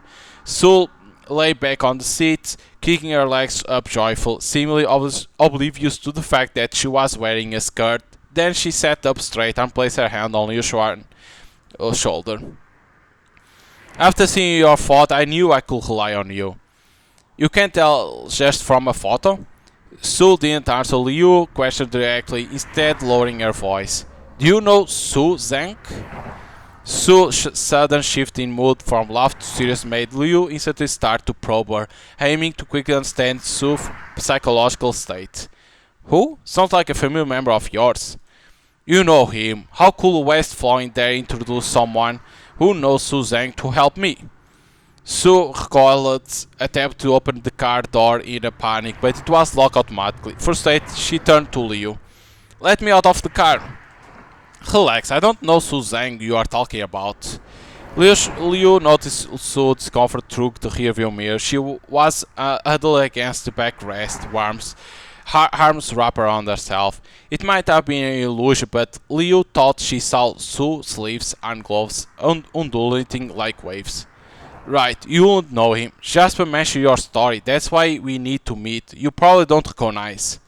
Sue blinked, her lips moving slightly as she maintained eye contact with Liu through the mirror. I need you to look at me and confirm you don't know Su Zhang. You are not here to spy on me for him. Without a second thought, Liu pulled the car over to a parking spot on the side of the road, hit the brakes, turned fully face to Sue. She even leaned forward to ensure direct eye contact. I don't know Su Zhang. I'm not here to spy on you. What has she been through? Sue averted her gaze, her hands clenching her skirt as she looked out the window. Okay, I believe you. Let's get going. Leo nodded, settled back into the driver's seat, fastened her seatbelt and drove off. Pallion was facing Sue but showed no signs of alarm. It simply kept its eyes on her. Sue glanced at Pallion briefly, seemingly losing interest, and continued talking to Leo. I have a lot to talk about, and there is more. Let's find a place with no one around first. Just as Leo was about to respond, Sue's phone started ringing urgently, prompting her to answer it. Hello, I'm okay, I'll come back later. Tell me not to worry. It seemed Sue set her tone and ended the call even before the other person could speak. Sister, where are we headed? Normally Leo might suggest discussing matters in the car, but she recognized that Sue's request for mutual assist was not typical. She needed more secure space. Let's go to my place. It's not ideal to wander around outside with it. Great, I'm curious to see where I'll be staying for the next few days. Seeing Sue's smiley face, Leo began to understand why her mood could change so quickly, prompting her to ask another question. Aren't you going back home? Home? I just escaped from there. I can only go back if I... Sue spoke with a vacant look, unsure of what it would take for her to feel safe to return home. She glanced at Leo, then her gaze drifted to her hands.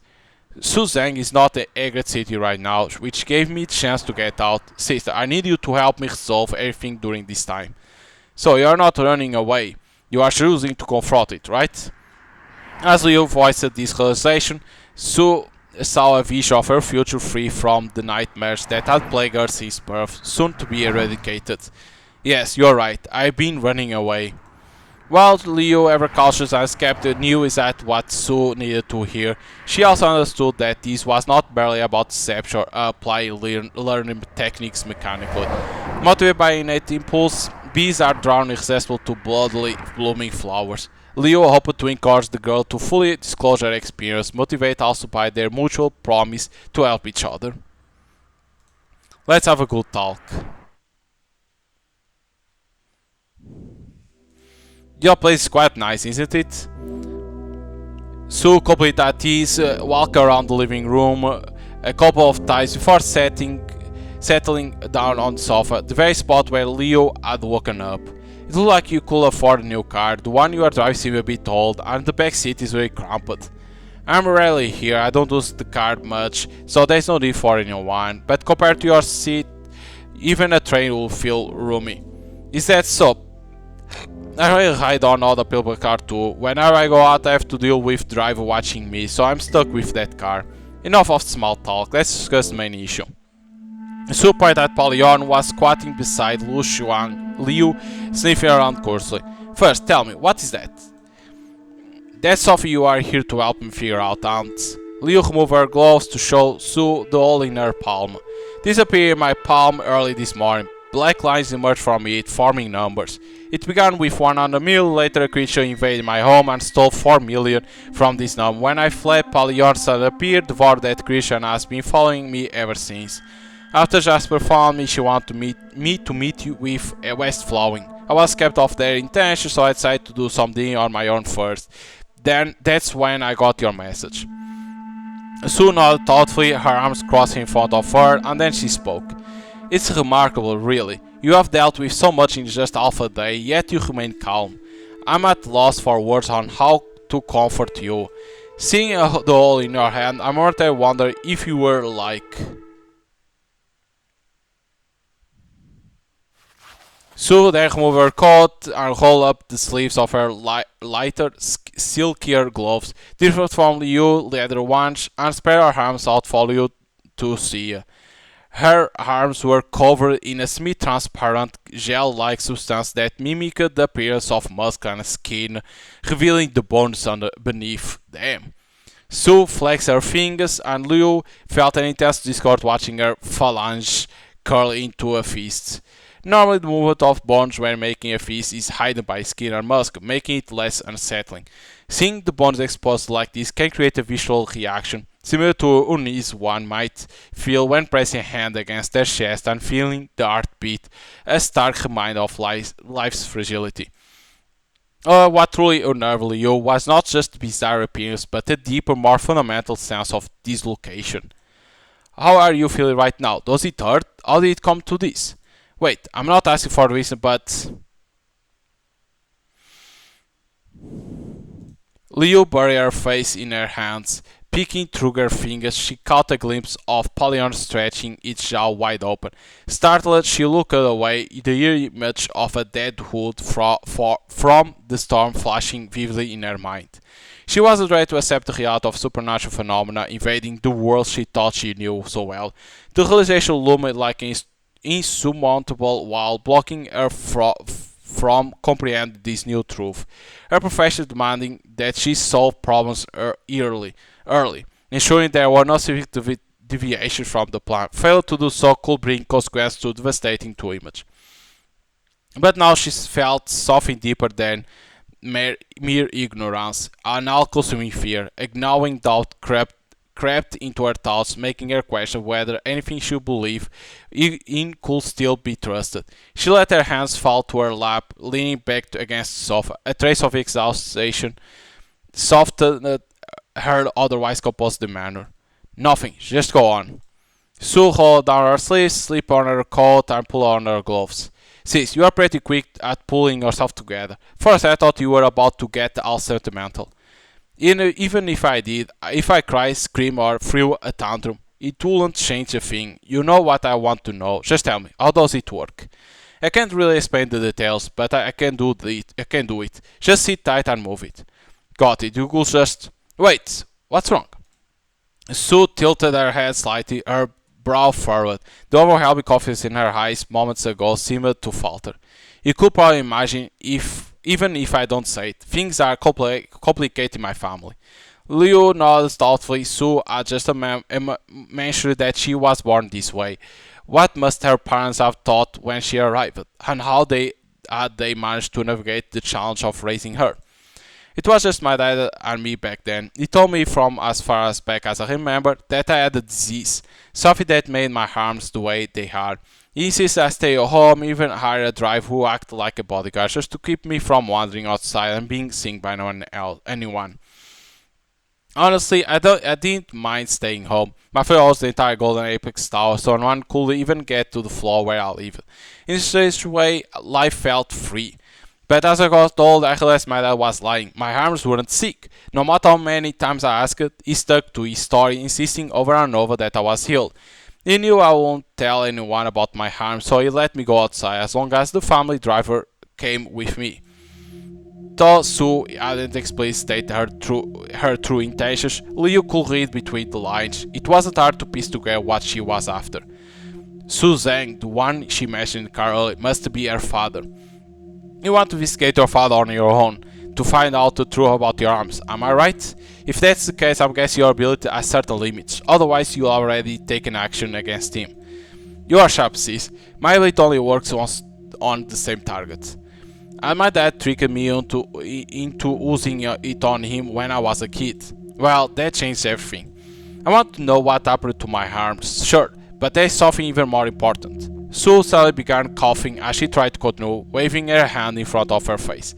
Why does it feel like there's dust floating in the air? Liu coughed as well, feeling her throat grow scratchy. I was on a busy trip for 3 months and just got back yesterday. Maybe it's dust. Parasive tried to helpful, lumbered over and gave Liu hands a slow, slobbery lick. Well, it seems your property management office did a fantastic job keeping the house spotless while you were away for 3 months. Anyway, back to business. I've been waiting for the right opportunity to investigate my dad, but ever since he realized I was up to something, he's been even more cautious. There is practically no opening. You mean your father took measures against you? Sue's expression shifted and anxious texture tightened her features. Yes, she leaned in, her voice growing sharp as she continued. Imagine this, he's the head of a massive company, but he has no secretary, no assistants, and not even a personal driver. Who could I possibly ask about his work? Hardly ever see him in person. Most of our communication happens over the phone or through the family driver, the one he hires specifically to keep tabs on me, and there's no direct way to reach his place from my floor. That sounds unusual.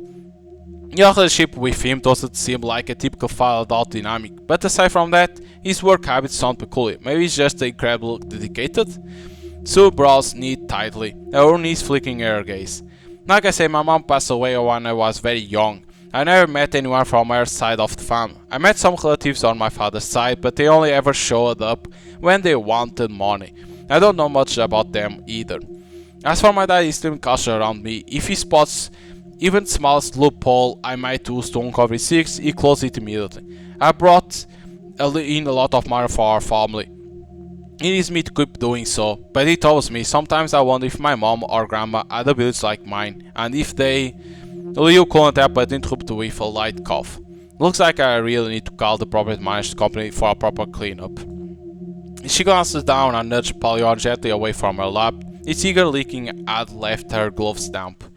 Understand, if I were in your shoes, I'll feel surrounded by fear too, but you haven't suffered any real harm so far, have you? What if it's a matter of time? What if I disappear like my mom or grandma? Is that the kind of real harm you are talking about? Sue's voice grew tense. Late night, when silence filled the air, she often found herself staring at her strange arms. Her thoughts eventually drifted toward the indifferent father and the looming danger of a puzzle she couldn't solve, a threat that could strike without warning. Leo couldn't claim to fully understand the depth of Sue's anxiety or the fear that consumed her, nor could she offer any clear evidence to convince Sue that her father wouldn't harm her.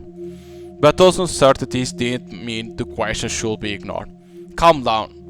I will help you. She placed a reassuring hand on Sue's shoulder.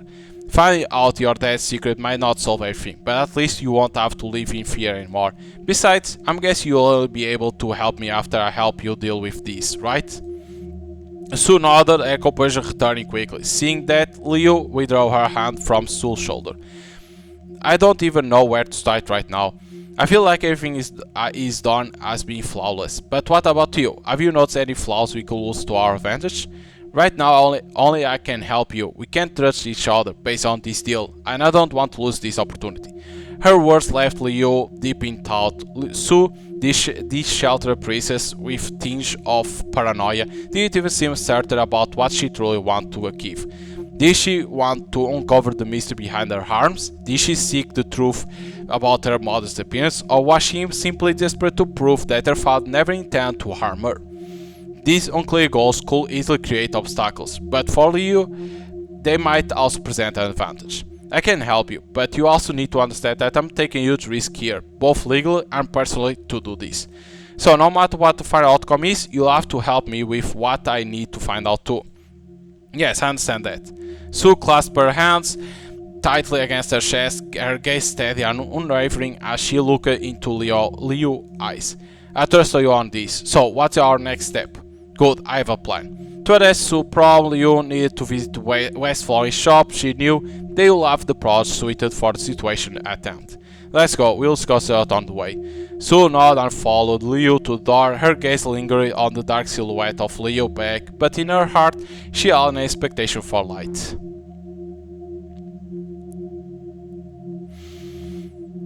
Leo didn't head direct to Golden Apex Tower to investigate Su Zhang with Su. Instead, she made a detour, taking her to West Floy shop first. West Floy always has a knack for striking deals with people when they are at the other end.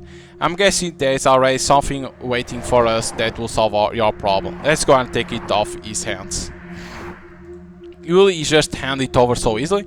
That won't be a problem. If it's costly, I will pay for it. Cloak in a hood and coat stagger out of the car. Its orange-like structures on either side of its head unfurled indicate its comfort up with upright walking. Guessing that Palio was nervous, Leo took the lead, letting Palio lean against her as they slowly made their way into the shop. The dim light only emphasized the intricate of all wood furniture and counter. Cinnabar was logging behind the counter, leaning back in his chair with a large book open on his lap, the book looking almost as imposing as he was. He looked up and frowned upon seeing Leo. What, you need our help again? I don't want to let Jasper down. Cinnabar glared at Leo but held back any harsh words. Just then Palio lost his balance and slumped onto Leo's shoulder. She quickly adjusted her grip, pulling Palio in front of her and supporting its waist. Come on in, and watch your step. Your little dog seems a bit unsteady. Go straight ahead, right through the curtain. Leo nodded, glancing at Cinnabar to bid him farewell, but he had already buried his head back to his book. She had no choice but to half-carry Palio athletic forward. Lifted the cord and take a few steps, Jasper signaled that Palio could lie down. Leo released her hold, Palio pod settled on all fours, stretching its body and straightening its tail, though the organ-like structure on either side of its head remained unfurled. Leo then ascended a spiral staircase, pushed open a wooden door, and entered a basement. She navigated several turns, walking for nearly 10 minutes before reaching their destination. From the outside, the shop didn't appear to have such expansive space, and Liu Xuan chose to not question the apparent discrepancy, knowing that only raised more doubts. After circuitous route, she finally reached the end point. Jasper, who was fiddling with a small black box on a wooden chair, immediately jumped down and ran towards Leo with a startled cry. Leo, you are here! Yes, your boss should really give you an award for Employee of the Month with that kind of enthusiasm. How could I possibly refuse? Jasper chuckled and shook her head at Leo's compliment. Where's this boss you mentioned? Just a moment, they will be here soon. Jasper raised her hand, palm up, gesturing for Leo to look for the counter on the inner side of the room. The window was shrouded in darkness, making it impossible for Leo to see anything inside. Palio seemed restless, pacing back and forth in the room, occasionally squatting next to Leo, but quickly standing up again. Leo's nerves started to tense up as well. If the tests were malevolent, she was quite a little walking into Lion's Den. She was about to reach inside her coat to pull out her handgun when she suddenly noticed a pair of human arms standing from the darkness behind the counter. The arms were gaunt and bore an unhealthy, pallid red hue. Leo glanced at Palio to gauge his reaction, but although it continued to sniff around aimlessly, it remained alert without showing any signs of increased anxiety. What exactly is it nervous about, if it's not the manager? Why won't you show your face? I know you are not human, no need to hide. Jasper laughed, leaning against the couch with her arms crossed behind her back. The boss name is West Flowing, the same as the characters above the shop door. As I said earlier, the goal is to get to know you and build a good relationship. Fair enough, let's see what you got to help Sue. The moment Leo finished speaking, West Flowing arm vanished into the shadows of the dark counter, as if it had never been there. Leo explained Sue's situation and laid out her plan to Jasper, who had been listening from the shadowy depths of the room. She nodded thoughtfully before clearing her throat with a light cough. I see, so what did the boss say? Liu deliberately kept her gaze fixed on the wind of the cone, trying to catch a glimpse of when those pale arms will appear. But before she could even blink, the arms materialized right in front of her, almost as if they had been waiting. Where did they come from? Who knows, maybe they were avoiding us on purpose. A harsh grinding sound cut through the silence, and Leo watched as a coiled serpent statue slowly emerged from the shadows into the light of the cone, but she was certain that two ants had not moved a single inch. Accompanied by it was a glass bottle filled with murky liquid and an injector. Jasper nodded repeatedly, confirming something in his mind before speaking. So that's how things are. This is definitely something only Miss Sue will have access to. Explain? Just like you lose your ability, Miss Sue, you can manipulate the arms colloid to help investigate your father. While in this state, I can extract some of the colloid, mix it with liquid in the bottle and pour it onto a map. This way, anything that is closely connected to you, Miss Sue, can be located. Wait, are you suggesting there's something like my arms in Egret City? The boss knows that you are looking for the truth about yourself, and this will help us get close to that. However, what the final result will be, I can't say for sure. Even so, you still have customers? At this, just raised an eyebrow, her face filled with pride. Of course, our customers keep coming back. I'm sure you'll be one of them once you see the results. My marketing approach just very special subtly shifted from her usual calm demeanor to something more persuasive, a shift that reminded you of the moment when she handed over the coin. Then let's get started. I assume I need to pay first, right? Exactly, just place your hands on the statue.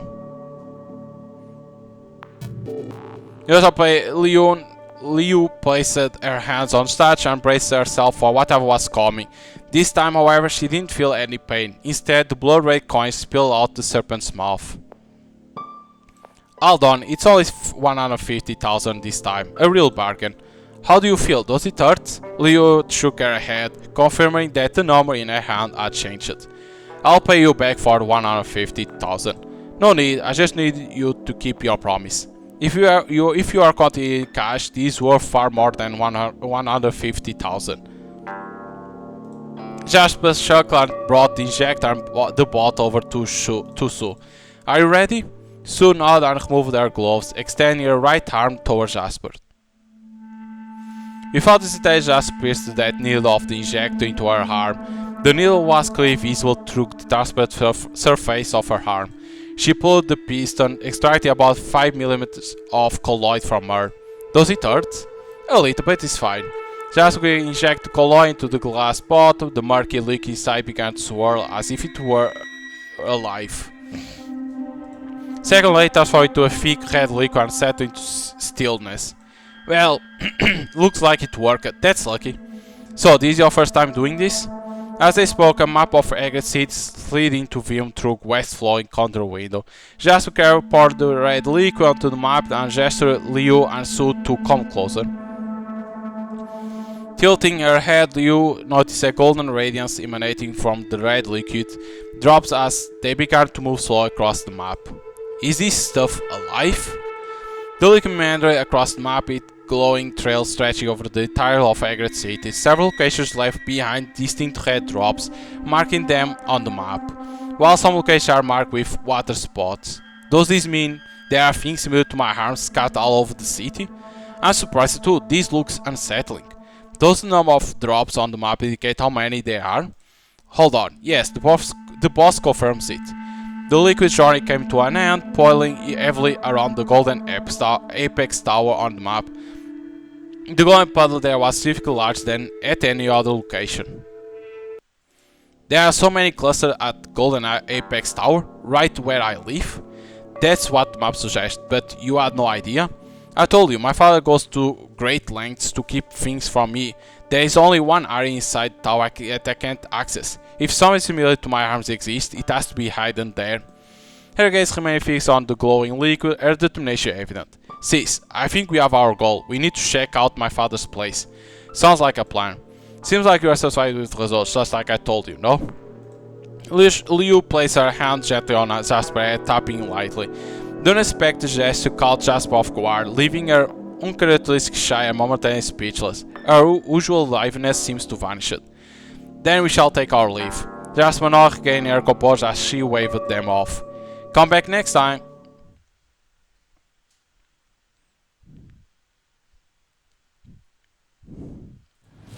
The rhythm path of raindrops on the car windshield and hood brought Leo a rare sense of calm. She and Sue sat silently in the car, their gaze fixed on the golden apex tower in the distance. They waited patiently for the moment when all lights will turn off. The wind feels special fierce tonight. Sue rests her chin in her hands, glancing at her reflection in the rearview mirror. Her cheek was still damp from the rain that had been swept onto her face by gusting wind earlier. The weather report said typhoon is approaching. Considering everything has been happening, I've started to wonder, could a monster be behind this storm? Didn't your family teacher ever teach you geography? I was joking. With a nudge of her elbow against Leo, Sue protested lightly, her expression relaxed. You've been in your father's office before. What do you see there? I've been free there during the day. This is my first time going at night. It's creepy when the Gold Apex Tower is completely dark. I never had the courage to wander around with just a flashlight. Do you not notice anything unusual, like a safe? There was a safe and a lot of locked drawers. The safe was too much for me, but I managed to open some of the drawers. Do you break the lock? Or let me guess, you managed to open some of the drawers using your special abilities. Sharp guesses, you'll see soon enough what I can do. I look forward to it. Looks like it's time. Let's go. The underground parking lot beneath Golden Apex Tower was vast, divided into two sections. One was for guests, with elevator leading to Golden Apex Hotel. The other, where they were added, was a private lot with elevator granting access to the office area of the building. These private entrances require a staff card or prior access per approval, neither of which Leo or Sue possessed. Leo stopped the car in front of gates and waited. After a moment, security guard, noticing that no access card had been scanned, stepped out of his post to investigate. Muttering under his breath, he approached the driver's side window. As he nearby the window on the passenger side began to lower and Sue leaned out, her face calm and poised. Just open the gate. The security guard froze, startled, then recognition dawned, and he quickly turned back to his post, fumbling to open the gate. Looks like Miss Sue's face skipped of its own. That's right, my father made sure all security staff memorize my face. Their job is to alert my personal driver whenever I come or go. What Sue said left Leo momentarily speechless. What she meant as a light-hearted remark now carried at a heavy weight. She imagined what it must feel like to live under such tight surveillance, locked away in a glided cage. The gate opened smoothly and Leo drove back into the parking lot. Her sharp eyes caught sight of the security guard making a call on his phone as they passed. It seemed Sue's early explanation was correct. He was likely reported their arrival to her father's driver. I'll help you uncover everything you want to know. Sis, I know you are worried and what you are thinking, but I'm not a pitfall as you might believe. After all, there are many people with lives far worse than mine. I know I'm fortunate compared to them. Leo parked the car and pulled the handbrake. But that doesn't mean your struggles are not valid. Let's go. The two stepped out the car, leaving Palion in the back seat. Leo rolled down a window to let the air circulate. Stay here and behave. Palion tilted its head slightly, adjusting its hood, curling up into a ball on the seat. It's such a good little companion. It really listens to you. The comment gave Leo a pause. She considered rewarding Palion for its obedience, but hesitated, realizing she couldn't simply pat its head like she would a dog. The thought made her stop short.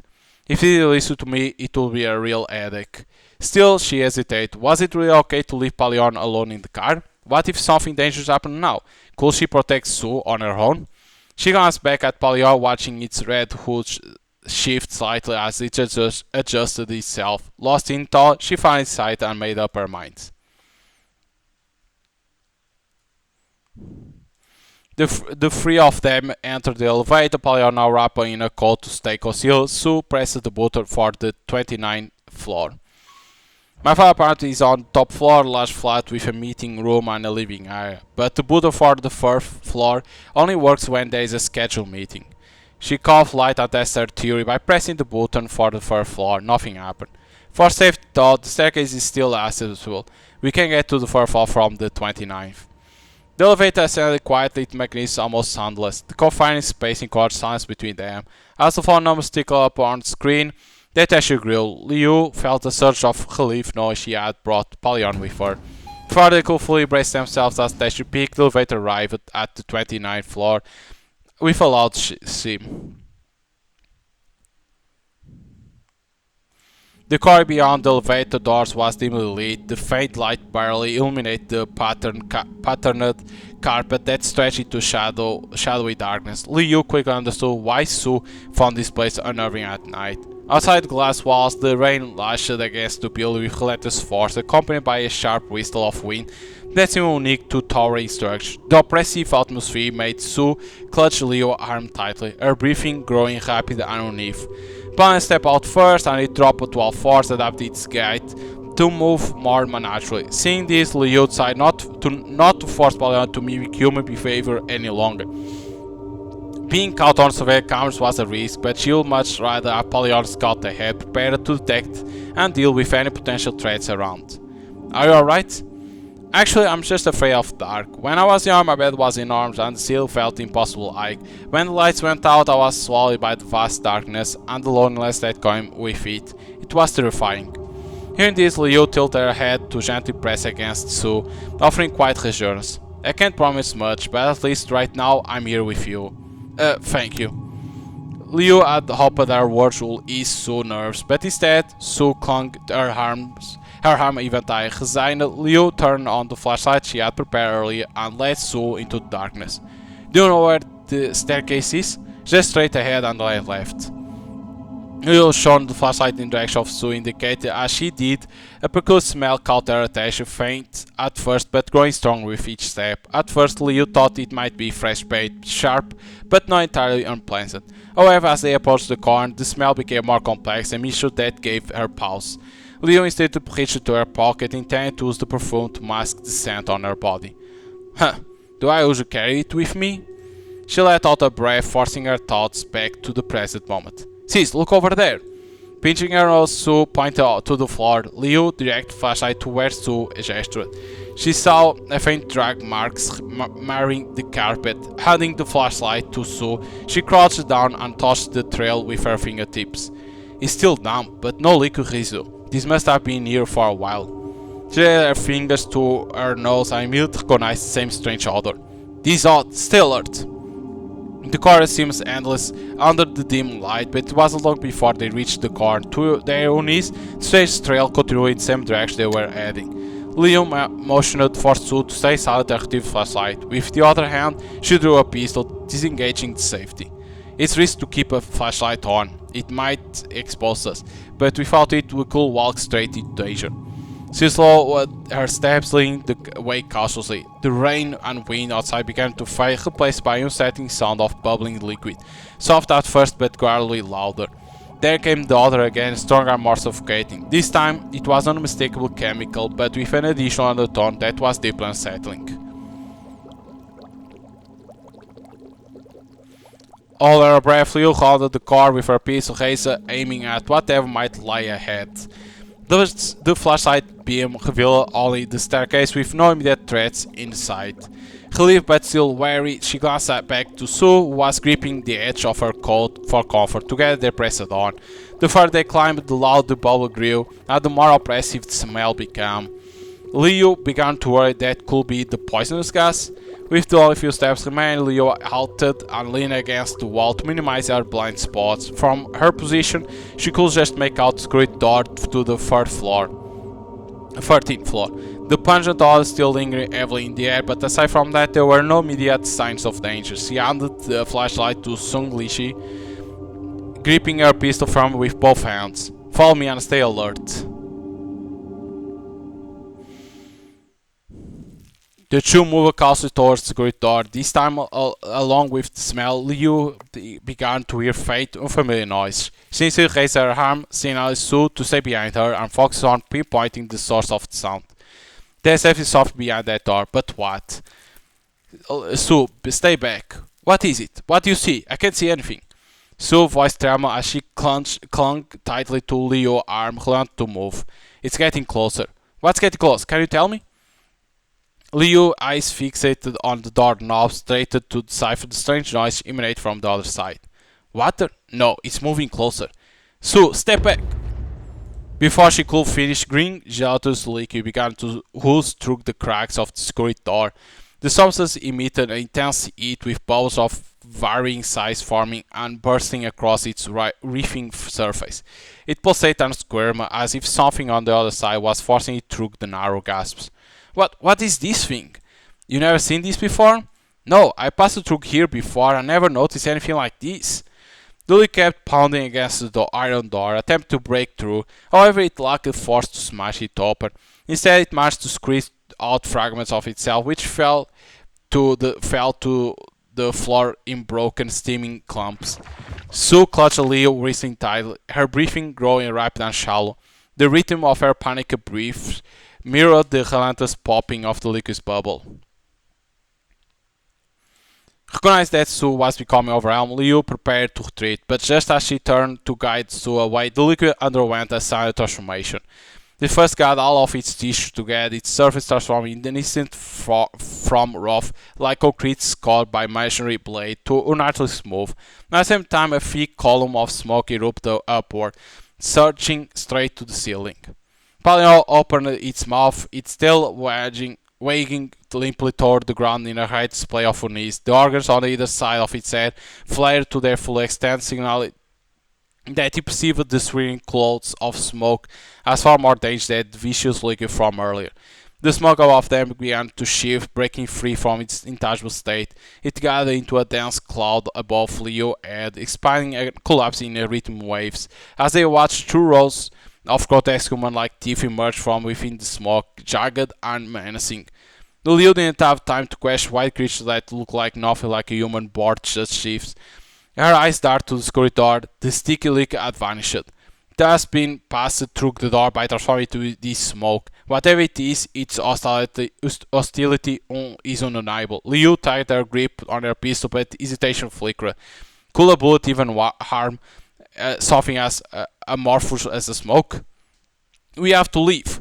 She turned towards Sue, only to find her unmoving. Sue stood rooted to the spot, as there was something in her mind to ask her to stay. Sue, we have to leave. Sue, heavy breaths came faster, her throbbing pupils fixed on the monster cloud above them. Slowly her grip loosened, but her voice, thought shaky, was firm. I can't leave. Sue let her gloves fall onto the floor, roll up her sleeves. Her thousand Jonathan's arms shimmered faintly as they were fully exposed to the air. It's guarding the door to the 13th floor, and it has a deformation ability. It's just like my arms. This is it. This is the truth I've been searching for. The words had barely left her mouth when the ominous smoke began to shift again. Droplets formed and fell, raining down like liquid fire. The entire cloud collapsed, crashing to the ground in a fluid cascade. The pool on the floor, slushing, sluggishly oozing back towards the security door as thought retreating. What just happened? Leo watched the fear and panic in Sue's eyes fade, replaced by a sharp, calculated focus. Her breathing steadied and her expression hardened with determination. When confronted with the truth she's been seeking, Sue always showed incredible resolve that moves Leo. Sue, now's the perfect time to leave. What are you thinking? I need to know the truth. I want to open this door.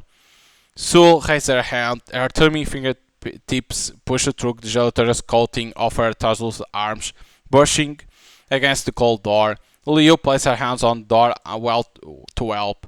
Then let's do it. I'll go first. Okay. Together they pushed with all their strength. The security door groaned as it scraped against the floor. The telescope bar resisted, tugging against the frame as if the door itself were glued to wield. Leo leaned her shoulder into the door, straining against it. This should have been easier, but something behind the door was pressing back with equal force.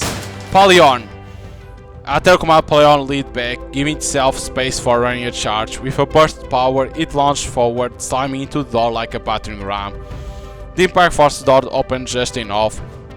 Leo quickly steadied Sue, who had stumbled from the motion. The two rushed inside, flashlight raised to pierce the darkness ahead. The hall was scrambled with grotesque creatures. They clung to the ceiling, the walls, and the floor, forming a tunnel of writhing bodies.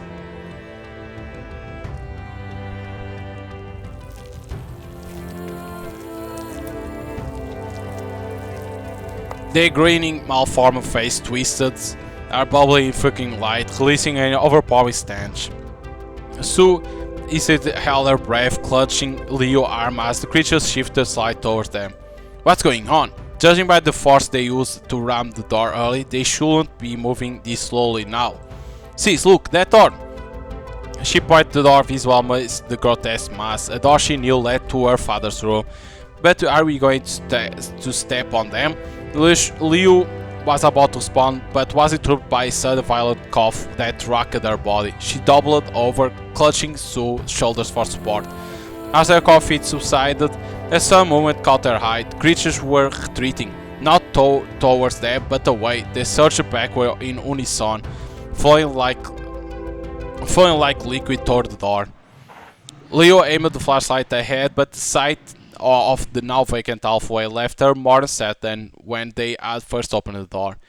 It couldn't have been my coughing that scared them off. They are leading us there. So, there might be someone behind that door waiting for us. So, someone want to talk to us? That's why those creatures didn't attack us now. Leo glanced down at Pallion, who was crouched on the ground, its head tilted upward as if too was assessing the situation. Their eyes seemed to meet, sharing an unspoken understanding. Leo half squat and reached out her hand, smoothing over Pallion's long grey-black fur in slow, deliberate strokes. Pallion, as if reassured, leaned into her touch, pressing its face against her left hand. For a few seconds, Leo focused on warmth of Pallion. It was a brief moment of calm in the growing tension. She let her hand linger as Pallion rose shakily to its feet, still nuzzling the back of her hand. It seems to be more attached to you than usual. I don't understand what it's thinking, but anyway, let's check out the door. Pallion, seeing that Leo didn't respond further, lay back on the ground, its head still tilted upward, watching her intently.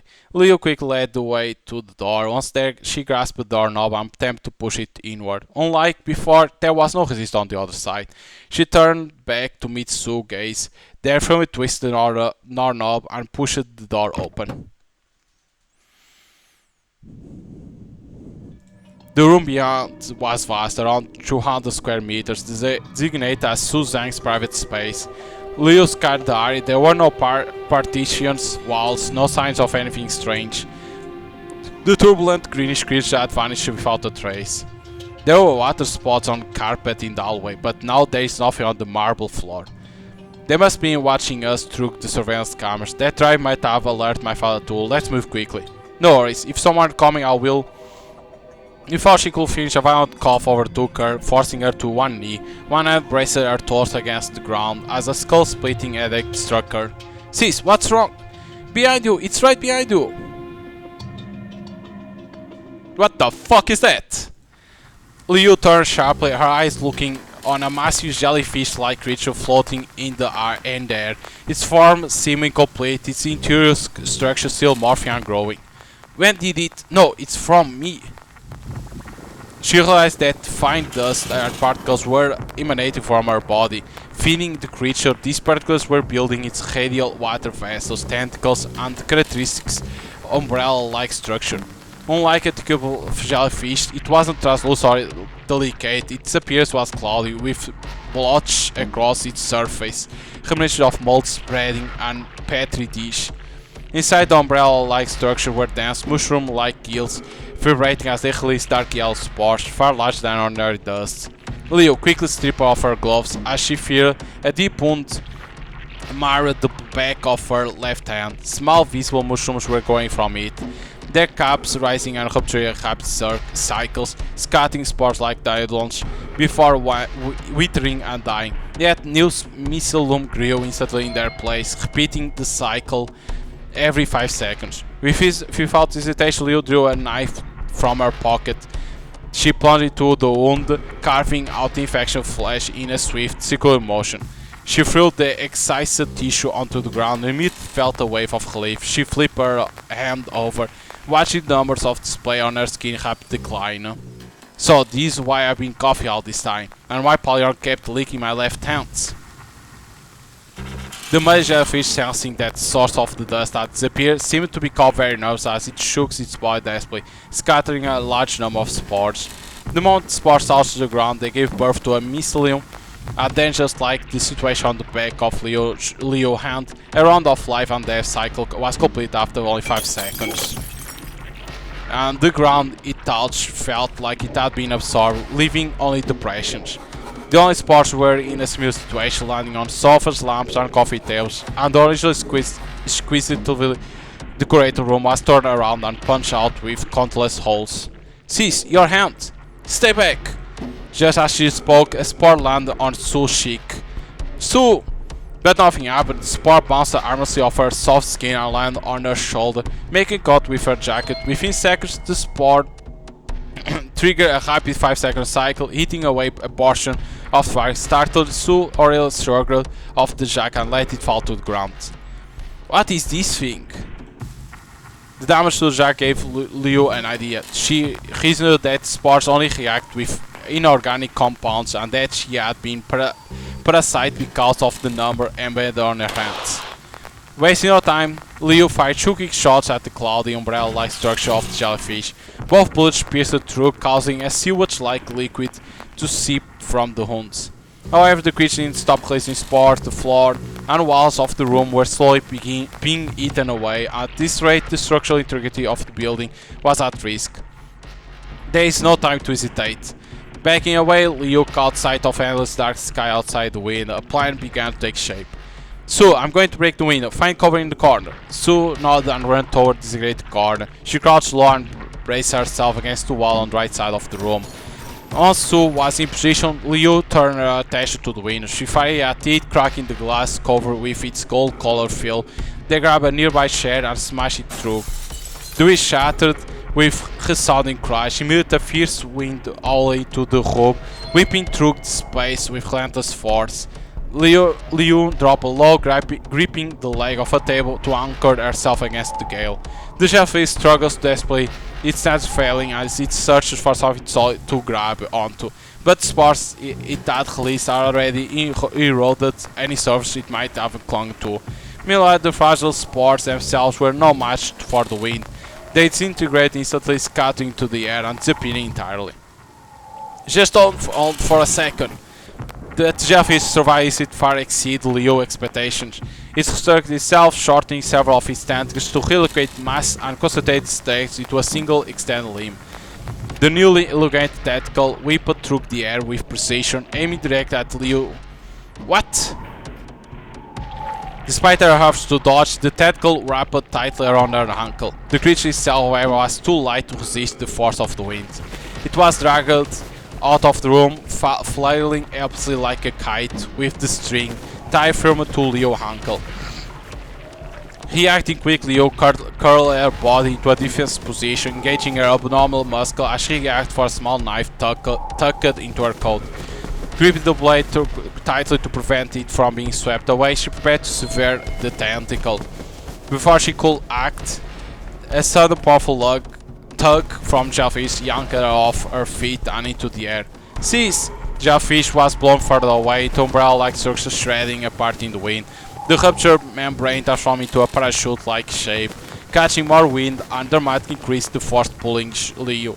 Twisting her body in mid-air, Leo managed to crash against the wall below the shattered window. She braced her leg against the wall, pressing her body downward. As if engaged in a desperate tug of war with the jellyfish, she kept her head low, shielding her skin from the relentless wind. Her goal was to hold out long enough for the wind to completely tear the jellyfish apart, but the relentless pull from the parachute-like structure made her slow to stay on the ground. Her waist began to lift, her body inching close to begin carried out into the void. At that moment, she felt a soft but firm touch around her waist. Turning her head, she saw Sue clutching her tightly, planting herself on the ground, using all her strength to anchor them both. "You are too weak, it's no use, get cover." "No, The strained Leo legs burned like fire, every muscle screaming in agony as she were standing in a scorched desert. Her body felt as though it was reaching its limit. Relentless wind battered her face, as she could feel herself losing sensation. "Pallion!" At that moment, a white blur darted across the floor, skillfully weaving between debris tossed around by the raging wind. Pallion approached Leo with remarkable agility. The two organs on either side of Pallion expanded to their maximum size as it opened the mouth wide. With precision and frost, Pallion clamped down on Jellyfish's tentacle. The jellyfish tries to attempt to shake off Pallion's powerful jaws, but after several desperate strokes, the tent gave away. Liu and Su tumbled to the floor, finally freed from Jellyfish's grasp, with its fragment from vanishing into the void. However, the danger had only intensified. Without Jellyfish partially blocking the shattered window, the full force of the wind surged into the room, turning into a vortex of chaos. Objects were lifted and flung toward the gaping void. Now it's impossible to get out of the room. We need to find a better cover before the wind takes everything. She scoured the room and noticed something in respect. Torn wallpaper flapped in the wind, revealing an elevator embedded with the wall, a hidden feature deliberately concealed by Su Zhang. Liu pointed toward the elevator, her voice lost in the deafening roar of the wind. Fortunately, Su understood the gesture and clung tight to her arm. Staring against the wind, relentless force, Liu fought her way to the elevator door and slammed the button. With a swift motion, she turned and stretched out her hand toward Pallion, beckoning it. Pallion sprang forward with remarkable agility, leaping into the elevator and nudging them all inside. The three collapsed onto the floor, catching their breath. Liu, at last, felt a respite from her persistent coughing fits. Pallion retracted the organs near its head and crawled close to her, gently licking the wound on her cheek as if offering comfort. Pallion was so quick to save us. She extended her hands to stroke Pallion's back, the creature's soft fur calming her frazzled nerves. That's twice now it saved us. She scratched Pallion's chin, eliciting a long, luxurious stretch from the creature, clearly relishing the attention. The elevator control panel displayed only two buttons, one label up and the other down. Without hesitation, Leo pressed up, the elevator shuddered slightly and began to ascend. What's going on? This is supposed to be top floor. Above us is just the open roof. The elevator ride was brief, halting with the soft sheen. The heavy stainless steel doors slid open, revealing a space beyond shrouded in darkness. Only the area beneath their feet was faintly lit by the elevator's overhead light.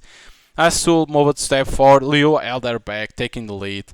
The elevator doors closed silently behind them as Leo ventured into the dark. Without her flashlight lost in the chaos early, she pulled her phone from her coat pocket and switched it on its light. The beam illuminated a large room, its layout similar to the one they had just left.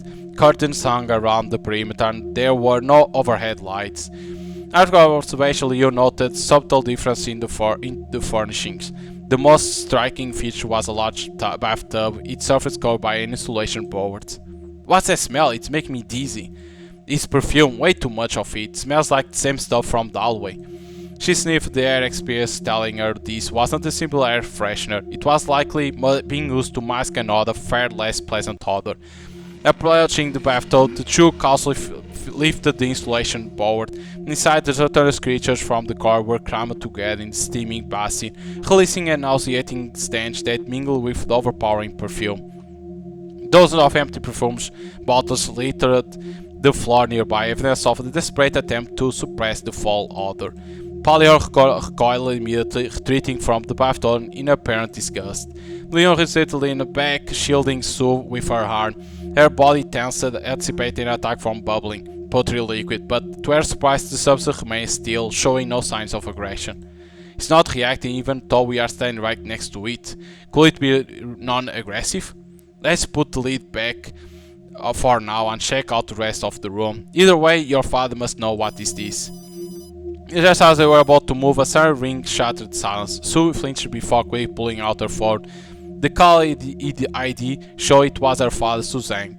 Hello? Yes, my friend and I are in your room. Nothing up, but we found an elevator, you know what I mean. Her words hung in the air as she waited for a response, but sounds on the other end stretched uncomfortably long. Hello, are you still there? There's nothing else, just about to have some green water inside. What is this thing? Sue's expression shifted to one of surprise. A moment later, a faint smile appeared on her face. For real? Fine, I'll be waiting for you. There's a bar where you live. You can't get back in. Is there another way? She listened carefully, nodding at the instructions given before hanging up. Turning to Leo, she grabbed her hand tightly. My father said he'll tell me everything when he gets back. This room is definitely a secret he didn't want me to know about. That's good, you have finally found the answers you have been looking for. He's out of town right now, though, so it may take a while for him to return. Her excitement was palpable as she clung to Leo, and her smile growing wider. Thank you, sis. It's fine, just remember to keep your promise and help me when time comes. Don't worry, I'll keep my word and help you. Do sure and follow Sue to the elevator. Callie searches for Sue. She presses down both 3 times. The elevator hummed softly before descending to the underground parking lot. In the car, Sue sat in the back seat, her excitement almost tangible. She tapped her feet rhythmically and scrolled through her phone with an eager expression. There's no one watching over me while my father's away. I've got so many places I want to visit. Now you have something to look forward to. That I'll wait until your case is sorted out. For now, this matter is the most important thing to me. Alright, let's get started when I will get home. You and Palion did such a good job back there. Now next it's my turn. Well, I'll look forward to it. Leo lay on the bed, her nerves taut. Part of her dash came from the looming results of the investigation. The other part was rooted in Sue, impeding delve into her memories. Are you ready? Alright, let's do it. She moved the colloids, shaping into tiny human-like figures that began moving across Leo's body. The colloid absorbed her emotions, thought, and fragmented memories, then returned the impressions back to Sue. Sue uncovered the truth she sought, the fragmented memories that Leo longed to remember as well.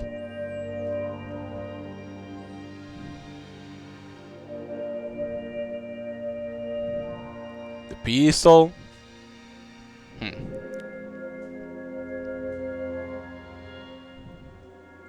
The investigation concluded after some time, but Sue had swollen eyes betrayed the emotional toll it had taken. She sat quietly, struggling to find the words, tears streaking her face. Sis, this is too much. How do you endure all of that? Leo reached out, placing a reassuring hand on Sue's shoulder. Her gaze softened, though a flick of unease remained. It's alright, it's all in the past now. She knew that what Sue referred to, the hardship from her childhood in the orphanage, through years of struggle and relentless work compared to the lives of most people, her journey had been fraught with suffering. So, how did it go? Do you find anything about that night? It's hard to explain, I feel terrible about this. There's some contradiction in what I saw. Paradox, really, from the moment you were born to that night. Paradox? What do you mean? The colloid only reflects your perspective, your knowledge. In all my past investigations, there's never been anything supernatural involved. But this time it's different. The contradiction suggests you saw something beyond your comprehension, something your mind couldn't process.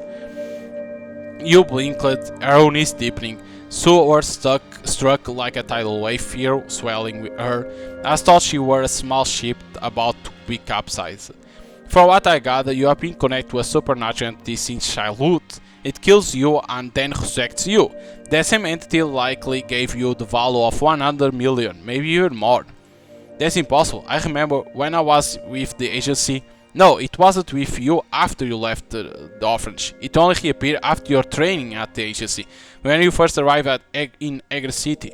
But then, after the night you were killed, it vanished again. It hasn't shown up since. Leo gaze shifted sharp to Palion, lounging on the sofa and grooming its fur. Is it Palion? Of course not. You'll definitely remember something like that. You exhaled deeply, her thoughts racing. It wasn't just the revelation itself that unsettled her, it was the implications. Sis, I'm sorry. It seems like I didn't help much. How can you say that? You already told me something very important. Really? What do you mean? I used to think everything started that night, the night I got involved in all these strange events. But you showed me that something has been watching me for a long time. And the fact that it disappeared that night, it was me. What if the thing bound to me fulfilled its purpose and left? That sounds pretty scary. It's terrifying when you don't know anything, but now at least I have some clues to work with. But your case isn't over either. Let's meet your father together when he gets back. With you by my side, I feel a lot better. Now that we have seen that thing in the bathtub, my father can't keep making excuses.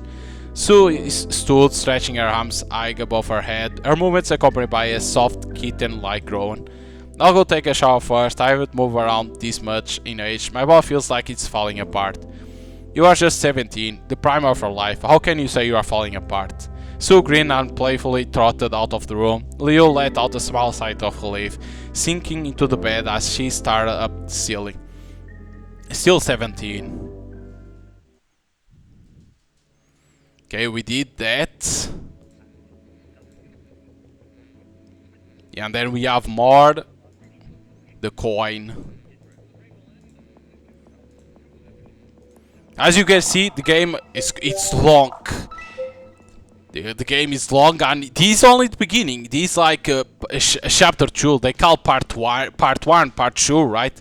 But it's like chapter 2. It's very, very long because not only you have side quests, right? Because it helps to understand more the story because you are helping other characters, other characters that they exist in the game, but to understand more about you, because like that you now understand there was something since. That was with you, but at that night it left us. So that's why you start to lose, not health, right? But it's the money. But it's like you can see that the game is gonna be long. But the one thing that's good is the story. Yes, for now, because it's the beginning, it's like slowly, it takes some time to go to the action. But because that is still the beginning, you are meeting the characters, understand their backstory. So imagine when you go more in front of the game, or chapter 3 or chapter 4, there will be more action. The issue is because it's so slow, the game, it takes some time to reach to there. But overall, it's good. Like the story is good, the art style is amazing. The story is well told. You understand what's happening. So it's a good game to play. But you need to like visual novel and mystery, because these like mystery, because you don't understand what's happening to you. Why is happening these events? Then you start to understand more and more. Of course, it takes its time, but it's a long game, and the endings, for what I understood, depends how much money, right, is your money that you have. Of course, imagine until you beat the game to see one ending, and that's the issue. One thing that I always criticize is if you have like multiple endings, I'll say to be for like between 3 to 4 hours, because like that then the player can see other endings. If it's only one ending, is when you put more than 4 hours. In here, I clearly see that it's more than 4 hours. So it's like only to see one ending. Imagine how much hours it is. But overall, it's good. Overall, it's a good game. Is what I was expecting. So like, if you like visual novels and mystery, you're gonna enjoy this one, because the story and art style, they are very, very good, and characters, they are good too. If you are not a big fan of visual novels or longer visual novels, I will say give it a shot, because it's worth the time to put. And if you don't have a lot of games to play, it's a good game to pass time, to play it not in one time, but play some like 2 in 2 hours to play, because the more you go, the better the story is gonna get. So if you guys enjoyed, if you like what you saw, you can buy the game on Steam. It's already available, and I'll say it's worth. So hope you guys enjoy it, the gameplay, and see you guys next time.